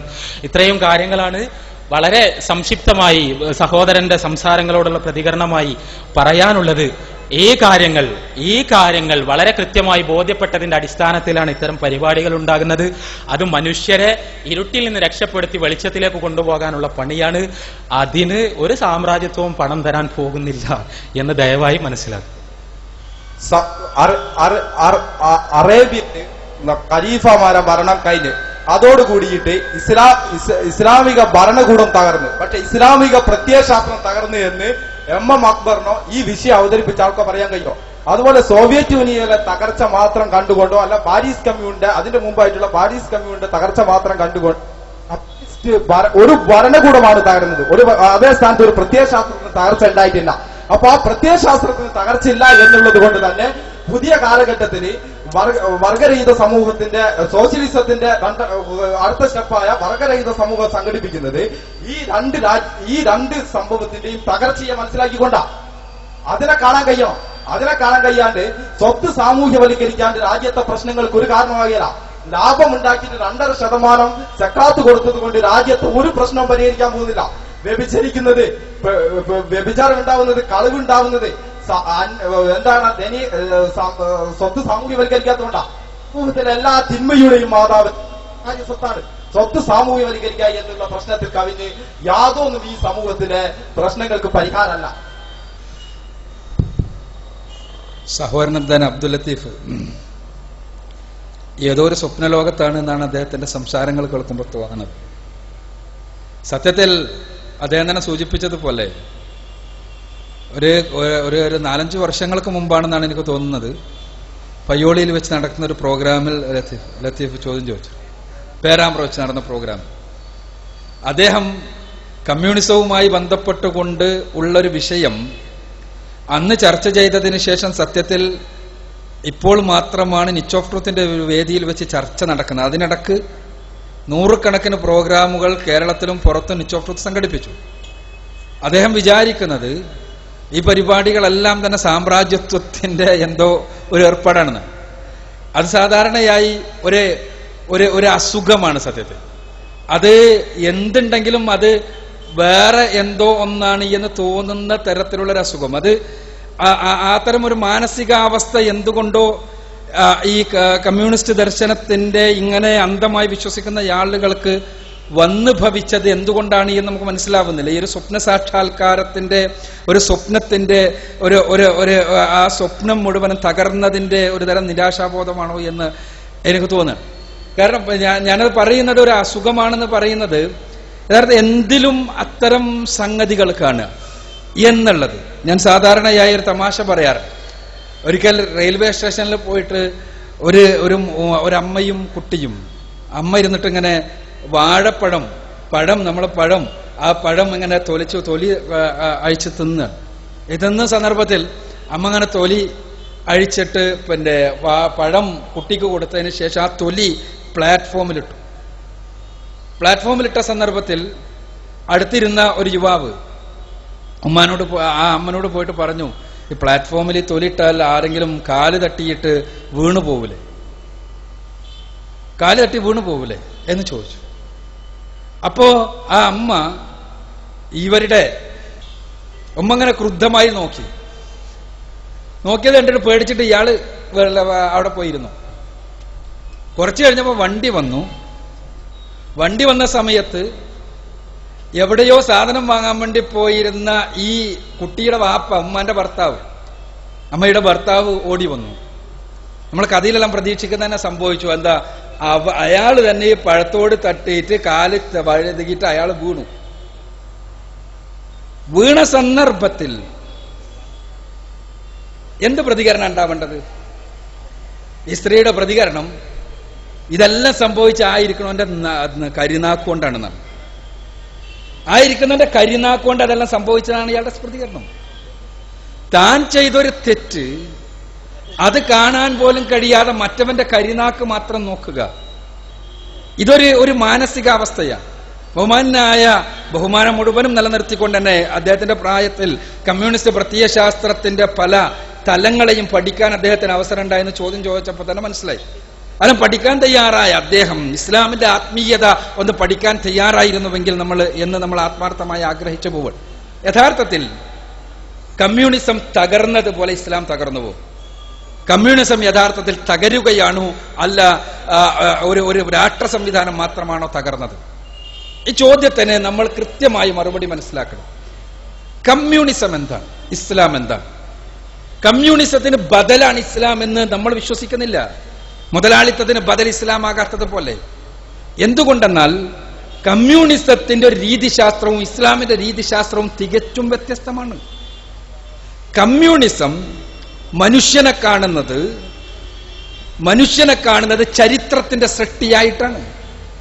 ഇസ്ലാം മനുഷ്യനെ കാണുന്നത് ചരിത്രത്തിന്റെ സ്രഷ്ടാവായിട്ടാണ്. രണ്ടും തമ്മിൽ വമ്പിച്ച വ്യത്യാസമുണ്ട്. ചരിത്രത്തിന്റെ സൃഷ്ടിയായി കമ്മ്യൂണിസം മനുഷ്യനെ കാണുന്നു, ഇസ്ലാം മനുഷ്യനെ ചരിത്രത്തിന്റെ സ്രഷ്ടാവായി കാണുന്നു. ഇവിടെ കമ്മ്യൂണിസം പറഞ്ഞത്, ഇവിടെ തൻവീർ സൂചിപ്പിച്ചു, അത് കമ്മ്യൂണിസം പറഞ്ഞത് എന്താണ്? ചരിത്രത്തിന് കൃത്യമായൊരു നിയതക്രമമുണ്ട്. ആ ക്രമം പ്രാകൃത കമ്മ്യൂണിസത്തിൽ നിന്ന് തുടങ്ങി അവസാനം കമ്മ്യൂണിസത്തിൽ എത്തിച്ചേരുന്ന ക്രമമാണ്. അതിനിടക്ക് അടിമത്വം വന്നു, അതിനുശേഷം ഫ്യൂഡലിസം വന്നു, അതിനുശേഷം മുതലാളിത്തം വന്നു, പിന്നീട് ഒരു സോഷ്യലിസം വരും, അതിനുശേഷം കമ്മ്യൂണിസത്തിലേക്ക് പൂർണ്ണമായ സ്വാതന്ത്ര്യത്തിലേക്ക് മനുഷ്യൻ, പൂർണ്ണമായ സ്വർഗാവസ്ഥയിലേക്ക് മനുഷ്യൻ പോകും. ഇതാണ് കമ്മ്യൂണിസം പറഞ്ഞത്.